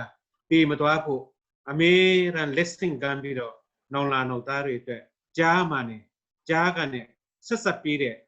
သားကောင်းရတနာများသမီးကောင်းရတနာများဖြစ်ကြပါစေလို့ဆုမွန်ကောင်းတင်တောင်းရင်းနဲ့တိုက်တွန်းနှိုးဆော်ပါတယ်အားလုံးကိုကျေးဇူးတင်ပါတယ်ကြီးပွားချမ်းသာစိတ်ချမ်းသာကြပါစေ ဒီဦးငါဆောက်ကိုအထူးပဲကျေးဇူးတင်ပါတယ်အခုကျွန်တော်တို့ဒီ mix set ပြီးမှရဲဘော်တွေထဲ mix set ပြီးမှစကားမပြောရသေးတဲ့အဖွဲ့ရှိရင်မွန်ကျောင်းသားဖက်ကတော့ကောင်းကချင်ကျောင်းသားဖက်ကတော့ကောင်းကရင်နဲ့ရှမ်းဖက်ကတော့ကောင်းပြောကြဖို့အချိန်ပေးပါမယ်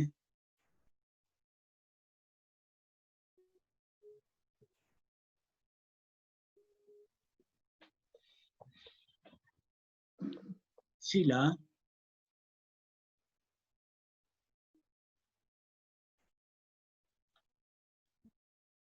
ဟုတ်ကဲ့ပါကျွန်တော်တို့ပြောမဲ့လူမရှိတော့ဘူးဆိုရင်ကျွန်တော်တို့ရဲ့အစီအစဉ်ကိုကျွန်တော်တို့ဒီမြန်မာနိုင်ငံလုံးဆိုင်ရာချင်းကျောင်းသားသမဂ္ဂကနေပြီးမှ organize လုပ်ပြီးမှဘာဝင်ပေးကြတဲ့ကျွန်တော်တို့ဆရာကြီးဦးငါဆောင်းနဲ့တကွာကျွန်တော်တို့ညီနောင်တိုင်းရင်းသားသမဂ္ဂတွေဘက်ကသာအများအဖွဲ့ချုပ်အပါဝင်ညီနောင်တိုင်းရင်းသားသမဂ္ဂတွေချင်းကျောင်းသားခေါင်းဆောင်တွေအားလုံးကိုဒီမြန်မာနိုင်ငံလုံးဆိုင်ရာကျောင်းသားသမဂ္ဂအနေနဲ့ချင်းကျောင်းသားသမဂ္ဂအနေနဲ့ကျေးဇူးအထူးတင်ရှိကြောင်းပြောကြရင်းနဲ့ပဲကျွန်တော်တို့ရဲ့ဒီဆလိုင်းတင်မောအောင်အောင်မဲ့ဖွယ်အခမ်းအနားပေါ့နော်44နှစ်ပြည့်online movement ကိုဒီနေရာနဲ့ပဲရုပ်သိမ်းပါတယ်ကျွန်တော်တို့နောက်ဆုံးအနေနဲ့ကျွန်တော်တို့ရဲ့ movement မှာတခုနောက်ဆုံးကျွန်တော်တို့ Facebook profile တွေမှာဆလိုင်းတင်မောင်ဦးရဲ့ပုံလေးနဲ့ကျွန်တော်တို့ online movement အစီအစဉ်ကိုလည်းရှိရတဲ့အတွက်ကြောင့်ကိုယ့်ရဲ့ profile လေးတွေကိုဆလိုင်းတင်မောင်ဦးရဲ့ပုံလေးနဲ့ချိန်ပေးကြဖို့အနုအညွတ်မြတ်တရားခံပါတယ်အားလုံးကျေးဇူးတင်ပါတယ်ကျွန်တော်တို့မြန်မာနိုင်ငံဒီမိုကရေစီရရှိဖို့အတွက်ငြိမ်းချမ်းဖို့အတွက်အတူတကွဆက်လက်ပြီးကျွန်တော်တို့လက်တွဲကြရအောင်လို့ပြောကြနေကုန်ချုပ်ပါတယ်ခင်ဗျာအားလုံးကျေးဇူးတင်ပါတယ်ကဲအားလုံးကျေးဇူးတင်ပါတယ်ဗမာနောက်မှပြန်တွေ့ကြမယ်ဦးဇနိုင်းအားလုံးနောက်မှပြန်တွေ့ကြမယ်ကျေးဇူးပါ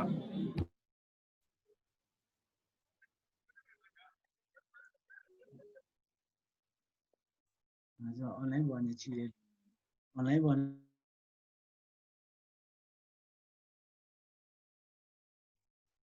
ဟုတ်တယ်